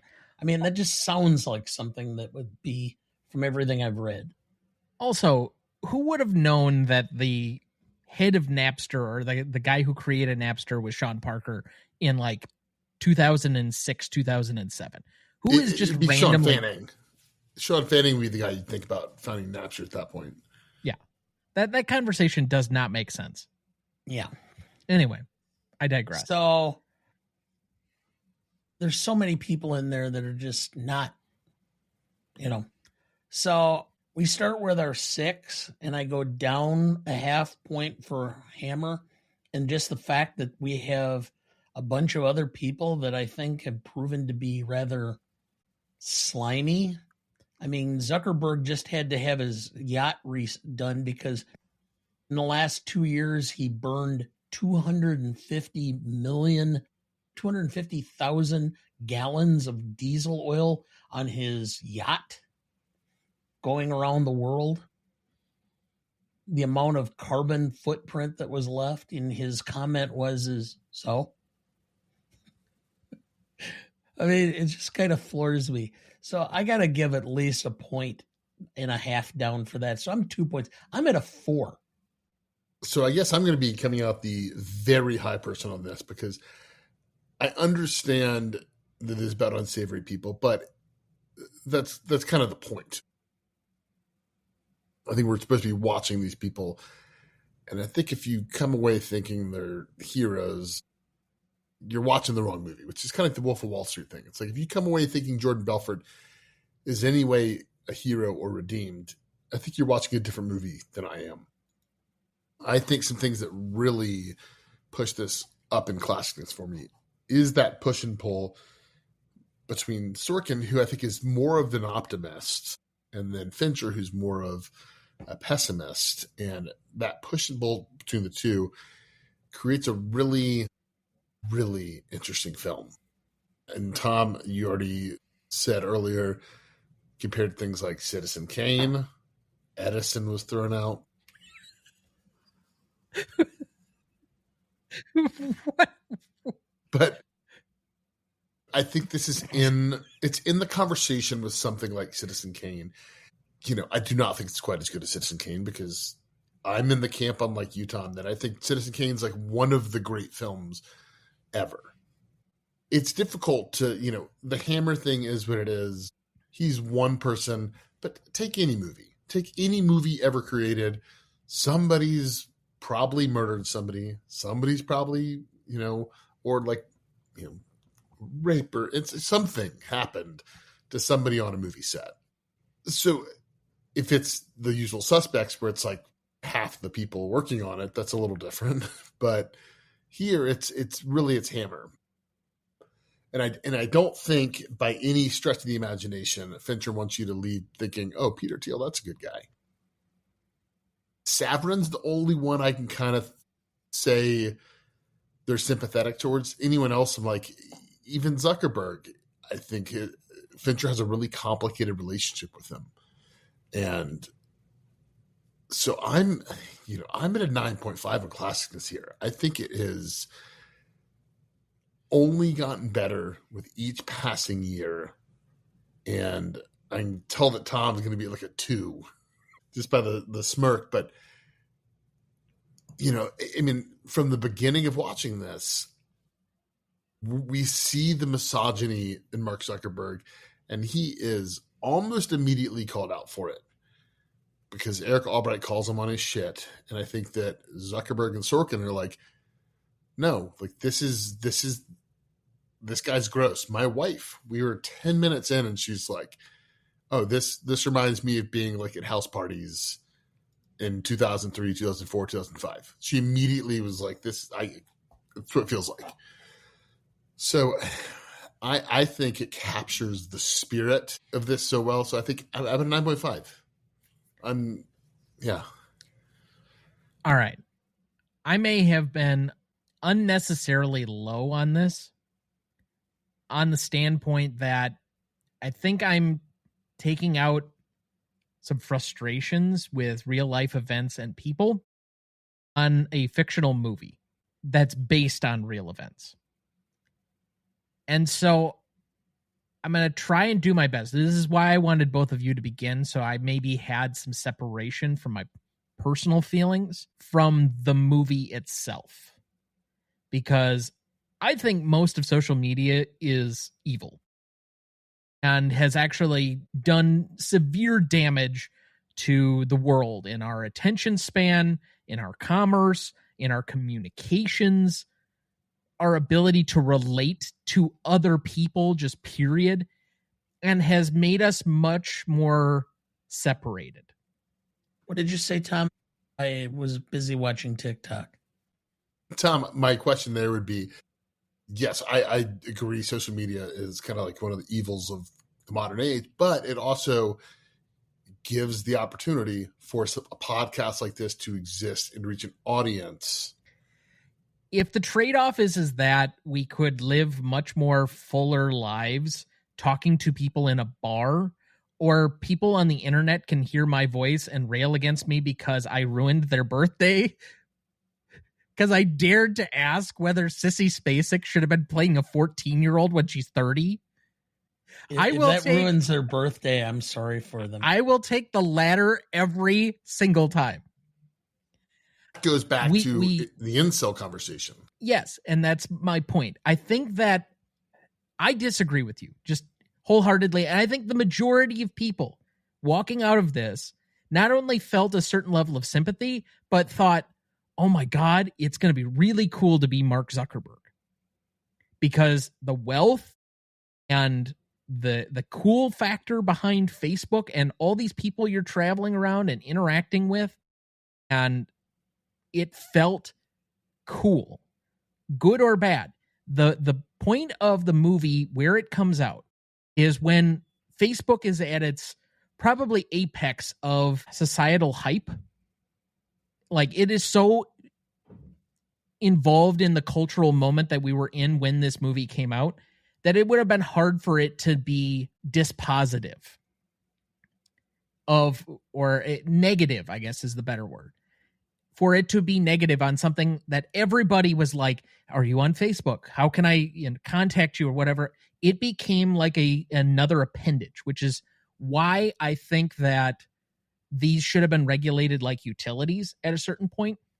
But because of that, and because of this movie, and because of the hype, and because of the naivety of the leadership that it helped promote, we let them take a pass and let them move fast and break shit. And I think that, unfortunately, whether good or bad, this movie is somewhat responsible, whether that's their intention or not, in helping promote this lifestyle and the cool factor and these mysterious billionaires. And maybe this is the socialist in me coming out. Not that anybody is unaware that I definitely am. So that's the Trotsky beard? But I just have a hard time in some degree separating the cultural impact this movie had as somewhat of a propaganda tool for promoting this class of people. For the guy that is currently the number 3 wealthiest person in the universe and has a significant amount of power on how we perceive our world. The only person at this point who is more powerful individually than him is probably Donald Trump. And that's about it. Even Elon on X and whatever else has been somewhat neutralized. At a point, you could have said Trump and Elon were about equal. And then we saw that Trump definitely moved ahead, and Elon's been mysteriously quiet since this whole Epstein thing started unraveling. So I think Zuckerberg at this point, because of the modes in which we still communicate through Instagram and WhatsApp and Facebook and some of these other places, as a worldwide conglomerate, has an enormous amount of power that we've allowed him, and it's going to be really hard to reel some of that back in.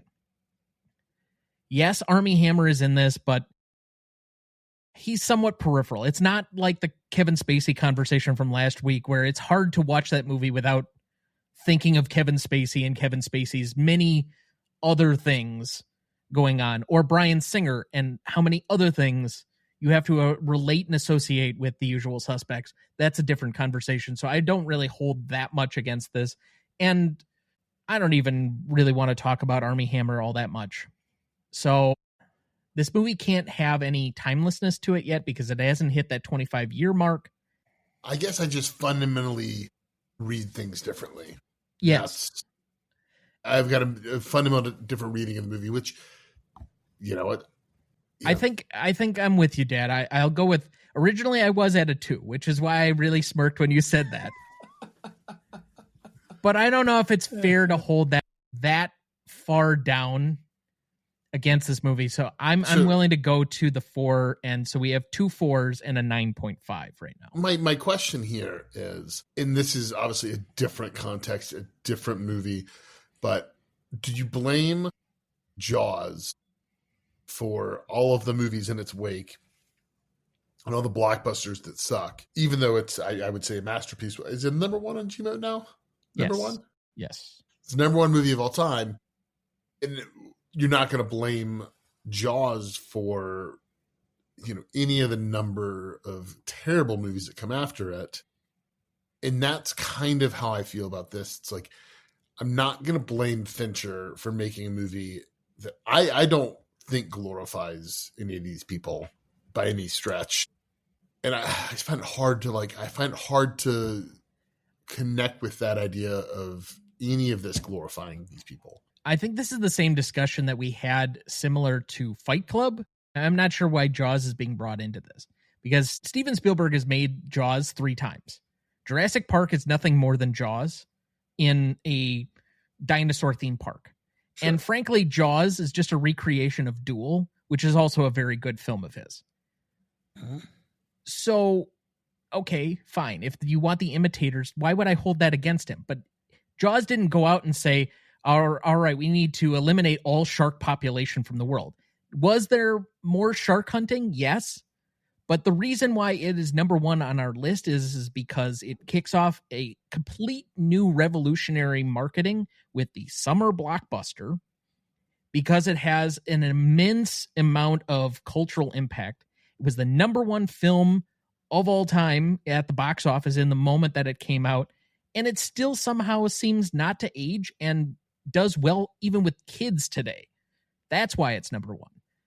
But I'm not here to litigate Jaws. I am here to just say that I think The Social Network has some responsibility. Again, David Fincher is not responsible for how his movie is perceived by the audience in the same way that Fight Club, but the movie is responsible for how the audience has received it and how well that audience has necessarily taken it with the influence of real world events. It's the same kind of conversation that we had around Fight Club, which is another David Fincher film. And I had kind of the same take on it. I don't know. Yeah, I think the scale's balanced differently in Fight Club for me, because I am on that side of the scale with you for Fight Club, and this I'm not. I think again, Fincher hates these people. Our baseline is a 6. Yeah. We're both thinking that this movie has aged negatively because it doesn't. Part of the other part of how this has not aged well is because at the time that it was made, that was the whole story. But ever since then, we have so many other things wrapped around social media and Facebook and Mark Zuckerberg and all this other history that's 15 years on. We have 3 times the amount of history with this guy and these people that we did when this movie came out. And so the story feels incomplete. And I don't think Aaron Sorkin might be the right person to write part 2, but he is definitely not the right person to direct part 2, because he's not going to carry with it. Fincher should be finishing this part 2. I agree. Because this is the part to me that Fincher would be best at, is the perversion, the downfall, the Godfather 2-esque part 2, where it goes into the really dark sides of social media. I'm not sure why he's not doing it. It's weird to me that he's not, other than the fact that Sorkin, I guess he wants to win Best Director too. Because, I mean, that's not going to happen because he's just not a capable director in that way. I don't think he's a bad director. No, but he's not adding anything through his direction. No, not by any means. I mean, there are moments in this movie, I compared it to Kubrick, and I think, personally, I just think Fincher is keyed into the way society is changing. Obviously, it's not a finished product. And I think that's partly why I think it is higher on Classic for me, is that it's not a finished product, but he is giving you the roadmap to understand the guy hitting refresh right there. He is a monster. He has become Frankenstein, Frankenstein's monster. And what he's justice for Dr. Frankenstein on this show. Let me ask this question. Okay. At the end of the film, if you ask 10 people, would you at this point in time trade positions with Mark Zuckerberg? I will say 9 people out of 10 would say yes. And you have to have all the emotional scars with it. Correct. So, and the question would be, do I have my moral compass in the way I view the world? Or am I this little space alien? You can have your moral compass, but you have to come with all of the trauma that is allegedly behind who his character is. That's not real trauma. Who's to say? Right. Everybody's trauma is different, and it's very important to them. Except trauma is a very touchstone term. Instead of trauma, you have to take it with the same life experiences, that you have to have the same things. You've lost friends, you've been sued, you've been in court, etc. Call it trauma, call it life experiences, whatever. But everything that he went through to be in his place at that moment in time, would you take it? I think 9 out of 10 would. And that paints him in a very positive position that I don't think is merited now. But if you take the money away, nobody would be in that position. Right? Maybe. I mean, he still is, like, by far the youngest person on this list. He's 41, and Elon's 54. We have Larry Page at 52. Sergey Brin's 51. I mean, so most of his contemporaries are like 10 years older than he is. There's a lot of guys in their 70s and 80s on the billionaires list. I think the next highest one is the cryptocurrency billionaire from Canada, Changpeng Zhao, who I've never even heard of before. But they don't have the cultural cachet of Mark Zuckerberg. Excuse me. Zhang Zhiming from China, who I guess must own or at least has a piece of TikTok, also is on this list, but he's number 27 and he only has $65 billion. Well, and he's primarily the one that Trump is attacking with the 100% tariff on microchips. Apparently his company controls a large portion of the microchip production in China. But Eduardo Saverin's 36th on this list. I think he's doing okay. Tom, where am I on the list?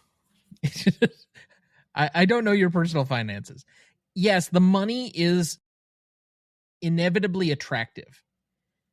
And that's why I'm not sure that I agree that Dad's question is necessarily fair. But it's also saying this guy founded a company. He had a singular vision. He's a genius. And he's also kind of got this dark, brooding, mysterious side to him that maybe he just needs a hug and he'll be okay.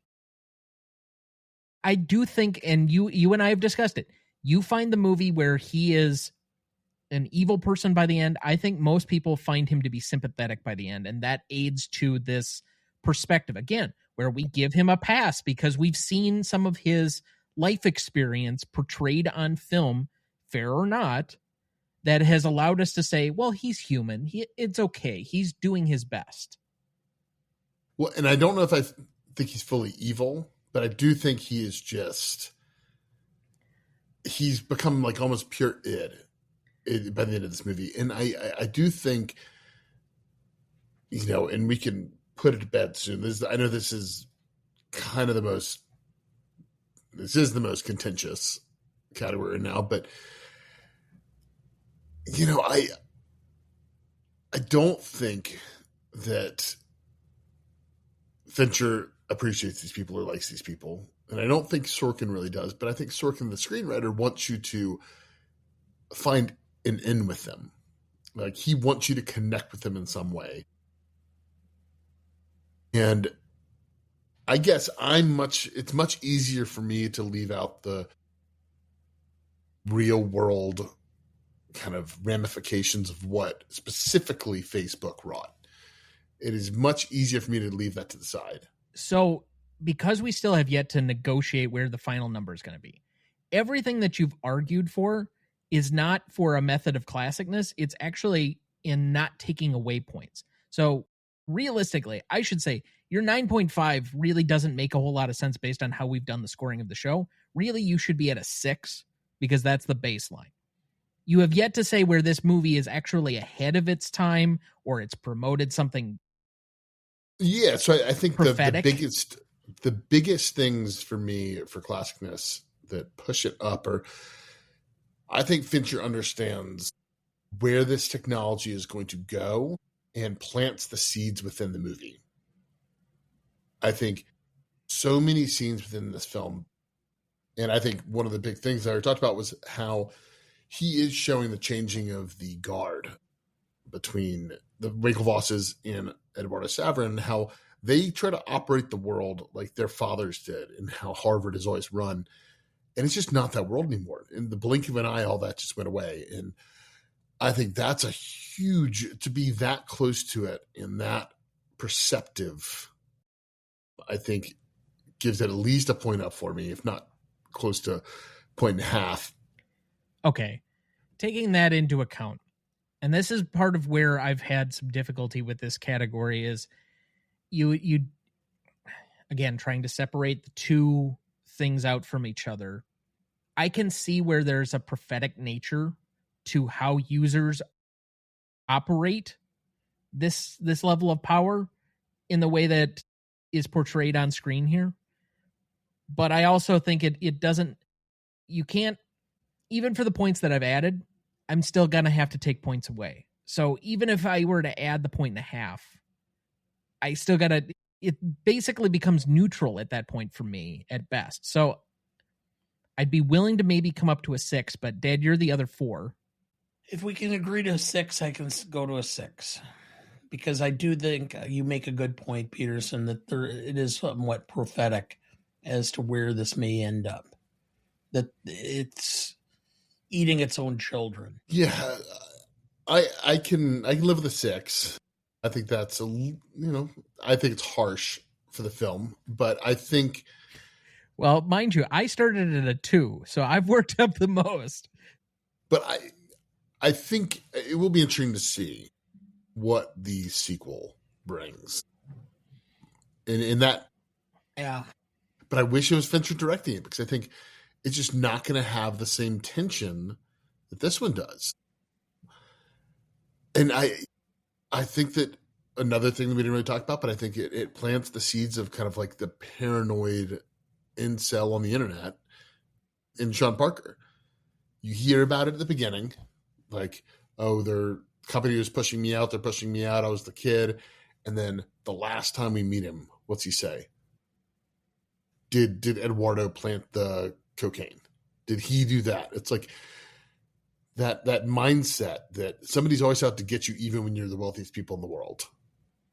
Yeah. I think that's very prophetic and very, Donald Trump, one of the wealthiest people in America, president of the country, is still like, oh, everyone hates me. I'm so put upon. It's like, no. You're privileged. You're wealthy. You're just so insecure and need somebody to love you. I think there's great, like if Sorkin were to write a Trump movie, I think it would be somewhat similar to Zuckerberg in the sense that he's trying to get into that inside of this guy's head and understand, how can somebody who has all the privilege, all the money, the beautiful wives, how is he still so empty inside? What's he searching for? His father's love. Rosebud. Yeah, Rosebud. There will be blood. That's that same thing. It's like, how do these men, these kind of great mythic Titanic men, I use great not in the sense that these are great men, but like, powerful men, Titanic like personalities. That's what the bedrock and foundation of like some of the greatest films ever are. Citizen Kane, There Will Be Blood. I think this is in that conversation. So we settle at a 6 here. So that moves down from our 8.83. So far we have added in 2.67 points and taken away 2.83 points. Rewatchability. Originally on this one, we had a 6.5 in September of 2020. And I would say in an objective baseline on this one, I think this is drastically wrong. I have it at an 8.5. I think this movie moves. It's very quick. It's fun to watch, which is kind of weird to say. I think that the way it's done between the dialogue and the direction, it moves so quickly and it's so propulsive that it feels like an action film, even though it's just dialogue heavy. And so for me, I also don't think it feels overly long what is this, 2 hours? So it's from exactly that 2 hours and 10 minutes. No, it's exactly 2. So with that being said, I have it at an 8.5. Well, for me, it reminded me much of like gawking at a train wreck. You just can't put it down once you start, because you're just watching these people and you're going, how many ways can they self implode? And so actually, I think the more often I've watched it, the more I appreciate the film. So I'm wondering if another watch in the near future would merit even more desire to watch the film. I had a 7.5. So I'm going to be at a 9 here, because I think every single time I've watched it, I think this might be the 7th time. And in a 15-year, every year and a half or 2 years I'm watching it. I think that's pretty good. And I think with every watch, I like it more, respect it more, and find it zippier, funnier, and as you said, Tom, fun to watch. Like this movie, literally people are talking before you've seen the logos of the studios. Like this movie starts with a bang. It opens with one of the greatest scenes of the movie and just doesn't stop from there. So I think it's an easy 9. And you know what? If I watched it next week, I might be like you, Dana, and go up a little bit. Well, we don't have to negotiate this one. This is the one category in a revisit, because of the subjective nature of it, that we're just going to average it out. So that'll be an 8.33 between the three of us. For audience score, originally when we were doing this in season 1, we only used the Rotten Tomatoes score. We have since updated that. Oddly enough, the Rotten Tomatoes score has actually gone up from an 8.6 at the time to an 87%. Where it slightly declines is in the Google percentage, is an 83. So we have an 8.5 in this category, moving down 0.1 points. So to repeat the category, we moved on legacy from an 8 to a 9. On impact and significance, we moved from an 8 to a 9. On novelty, we moved from an 8.33 to a 9. On classicness, we moved from an 8.83 to a 6. On rewatchability, we moved from a 6.5 to an 8.33. And audience score, we moved down 0.1 points from an 8.6 to an 8.5. Originally, the final total on this one was a 48.26, currently placing it at 95 on our Grandmaster Gmote list. Our new current score will be 49.83. And that will currently place it on our list between Goldfinger and Airplane for number 70. It's a good sandwich. You certainly have an interesting list. That we do. Okay. Yeah.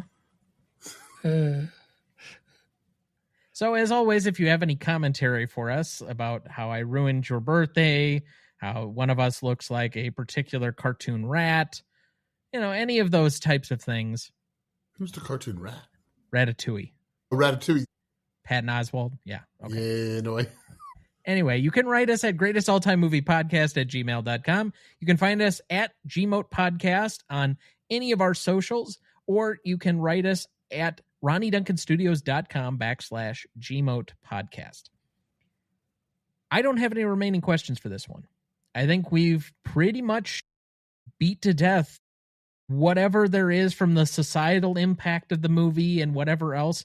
The big what if question is going to be how the sequel does and how different the direction of Aaron Sorkin is going to be to David Fincher. And also, is it really The Social Network Part 2 if they're not even focused on The Social Network and Mark Zuckerberg? To me, it's not really a sequel. I mean, I don't know. I guess it's a continuation of the story in some way, but I don't know. It's a weird project. I am going to try and keep an open mind on it. I think most people, when asked about it, are like, why is this necessary? But anyway, Any remaining questions for either of you? Well, Nope. I've got a remaining statement. Okay. I just want to say, You have the floor. Dana, I appreciate and thank you for wanting this binge anniversary with me. I know nothing else you'd rather be doing. So, Well, and thank you for using your birthday to prep for us.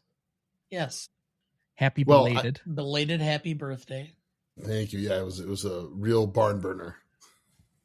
So my wife and I celebrated our anniversary last week. We had to be in Madison. We had better opportunities for better restaurants, so we utilized the time then. And tomorrow is my bride's birthday. So, She's the 7th? Yes. My wife's the 8th. So we were supposed to be married in January of 1989. My in-laws decided that was a bad date, and they moved it on us and never told us until they had done everything. Changed the church date, or arranged the pastor, the hall. Earlier or everything. later? Earlier, 6 months. 6 months earlier?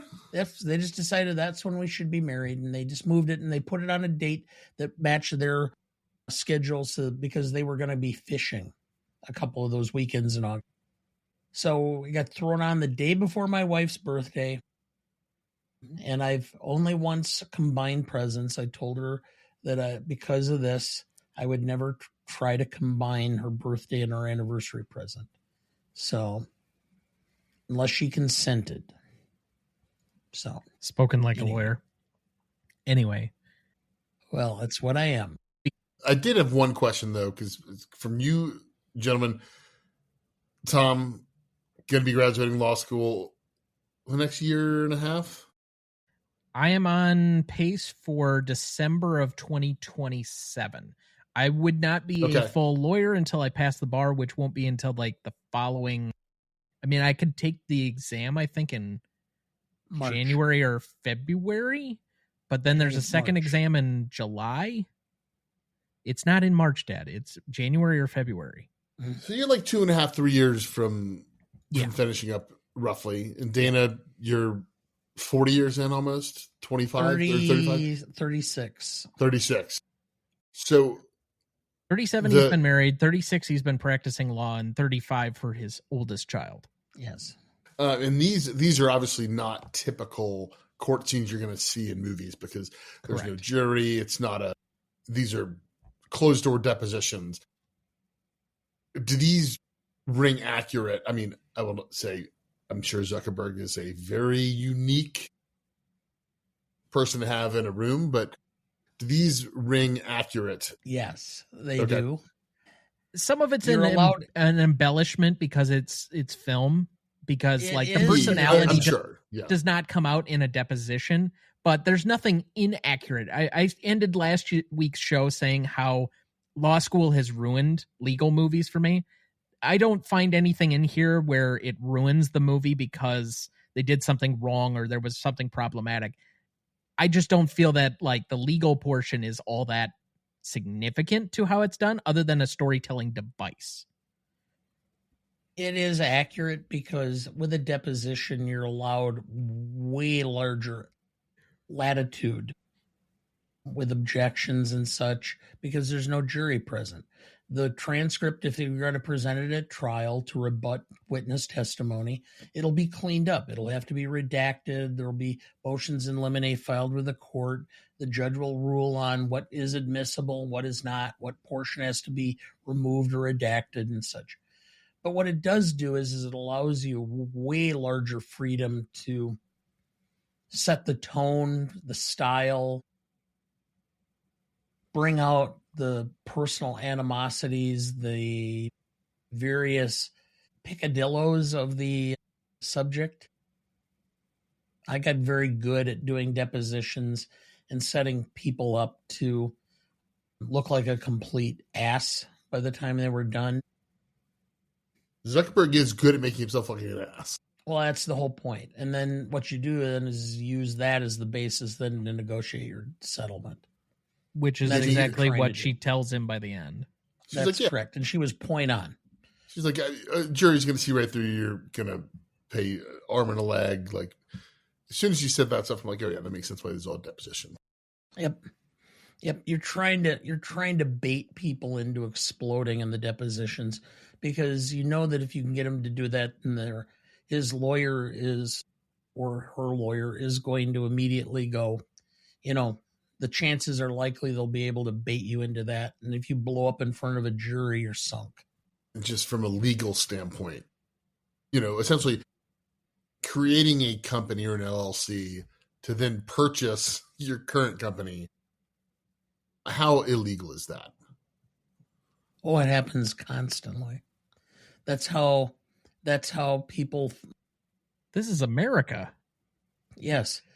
I've had multiple cases where a company is near bankruptcy. So what they do is they sell all their assets to another company they start.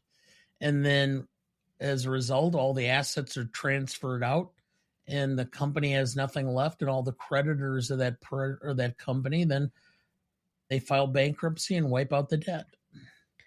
Warner Brothers. Yeah. Okay, moving on. But any other follow-up? No, that was it. I was just curious the legal side of this, if it rung accurate or hollow, and it seems like the rings pretty accurate. And I know a lot of this, the dialogue is taken directly from Zuckerberg actually saying it in court, which is... Well, transcripts of depositions are usually much easier to recover. So, yeah. Let's just put it this way. A large portion of trial work is acting. You come up with a persona of what you want to present. And I, being the small town lawyer, often try to present myself as the, aw shucks, I'm the every guy. This guy's the big city lawyer. He's a big jerk. You shouldn't listen to him. I'm the guy from town. And it worked a lot of times. So if there are no further questions, we want to thank Peterson for being back for his 9th episode. You will be back with us again in 2 weeks for Pather Panchali. But until 10s then, across the board. Classicness.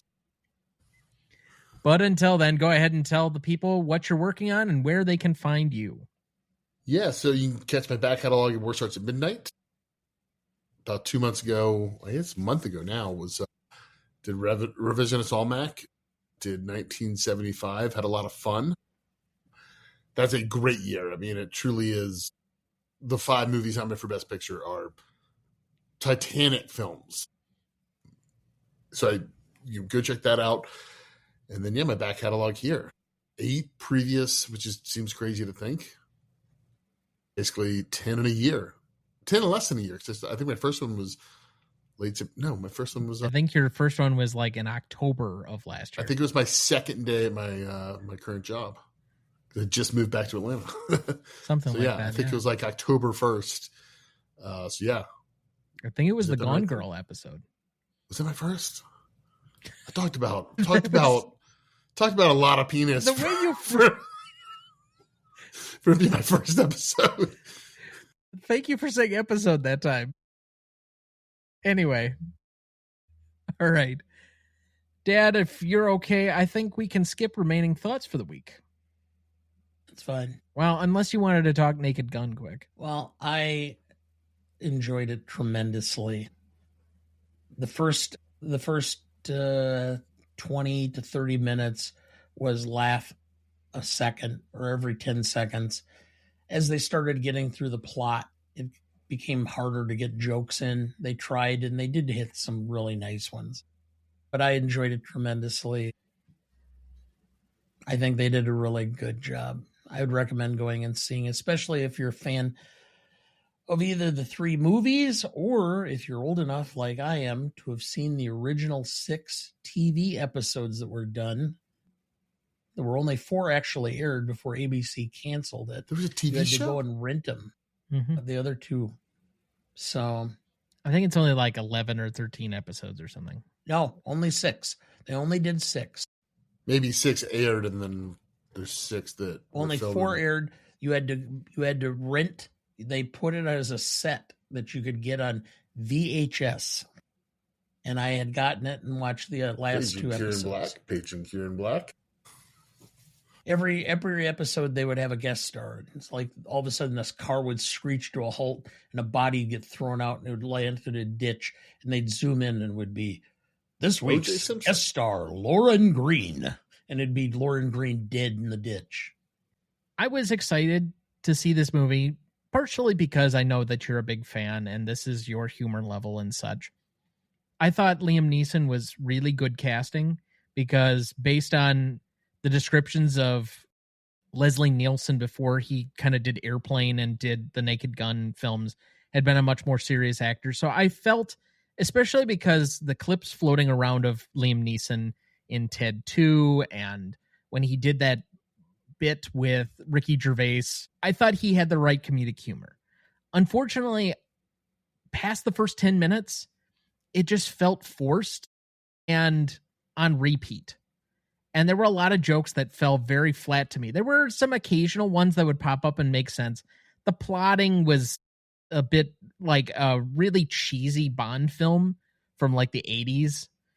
Like the end of the Roger Moore era kind of Bond level stuff, which I guess kind of works for what the movie's supposed to be. But it was like somehow about world domination in a Naked Gun movie. The Naked Gun movies work when it's like Ricardo Montalban just trying to ship drugs or something. You know, make it a little bit lesser stakes than trying to destroy the entire world and basically do a new society after you come out of your billionaire cave.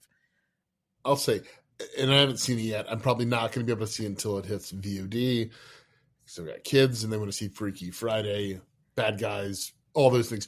But I have a lot invested in it because I do want to see comedies back in movies. Because I think it's the best way to see a comedy. And I think a lot is riding on this one. So I think it's going to get a lot of goodwill in that regard. The first 10 minutes is fantastic. Yeah.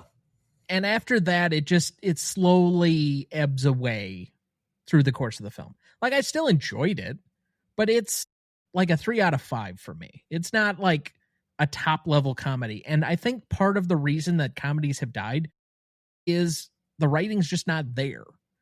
What this movie should have done is what they used to do with certain movies, like the Adam Sandler ones, is find who your star is and then write a movie around what they do best. And if you were going to use Liam Neeson, and I do think that he has the comedic chops, you should have leaned more into what he can do comedically as opposed to trying to force a Leslie Nielsen role onto him. Because I don't think those two are quite congruent. I was watching the trailer for this maybe a week or two ago, and my son was not in front of the screen, but he heard it. And he's like, "Is that Good Cop?" And I was like, "What are you talking about?" He's like, "Lego movie, Good Cop, Bad Cop. Is that Good Cop?" Oh. So I was like, it is Good Cop, Bad Cop. So he got a little kick out of that. He said, "Can I see the movie?" I'm like, "You're 7. I don't think you're quite ready for this one yet." Yeah, there's a little bit of an adult nature subject material. I know there's a blowjob joke just from the trailer. So I'm like, yeah. I don't know if I'm quite ready for that conversation. Though my brother, around the age of 11 or 12, did ask my father what a blowjob was because his friends were talking about it. And he's like, "I don't know what that is. Let me go ask my dad." Well, yeah, simpler times. But anyway, I mean, I'd encourage people to go watch it. I think it's a perfectly enjoyable film. It's just like, don't set the expectations so high that this is like going to be one of the great new comedies. That was the difference in like the mid 2000s when we had that comedy boom, was you had like 5 or 6 of these out in a 3-month span. So if one of them was fine, you'd go to the next one and that one would probably be even better. Yeah. And the problem there was you're getting too many of them and it was too centralized in the same style. Mm-hmm. And I like almost like all those movies, Superbad, Role Models, Knocked Up. I mean, all these are really funny movies, but that Rogan, Jonah Hill, like that whole Apatow brand of humor, it was fresh for a minute and then they didn't evolve. No. Which I think is the biggest problem. I think Rogan is evolving a little bit. And Jonah Hill's obviously evolving to other things. But so, yeah. All right. Well, that looks like a good place to stop it for this week. Thank you for listening. You still think it's beautiful to die for your country? The first bombardment taught us better. When it comes to dying for country, it's better not to die at all. Next week for our 275th episode, we welcome back 5-time club member Sarah Duncan to discuss possibly the greatest war film ever made, with the original All Quiet on the Western Front from 1930, celebrating its 95th anniversary this year. Directed by Louis Milestone, written by Maxwell Anderson, George Abbott, Del Andrews, and C. Gardner Sullivan, cinematography by Arthur Edison, music by David Broekman, starring Lou Ayres and Louis Walheim. You won't want to miss that one, so watch ahead of the show by searching The Real Good app to find where it's streaming for you. That's REELGOOD. Please like, follow, rate, and review, or whatever on whichever platform you have so that more can join in our fun. You can also email the show at RonnyDuncanStudios.com or at GreatestAllTimeMoviePodcast@gmail.com, or find us on YouTube, Instagram, Twitter, Letterboxd, Blue Sky, or TikTok at the handle @CheatModePodcast. The Greatest Movie of All Time is a production of Ryan Duncan Studios. Our show is mixed, edited, and written by Thomas Duncan. Our music is thanks to Purple Planet Music. Our distributor is Captivate FM. Our technical provider is Riverside FM.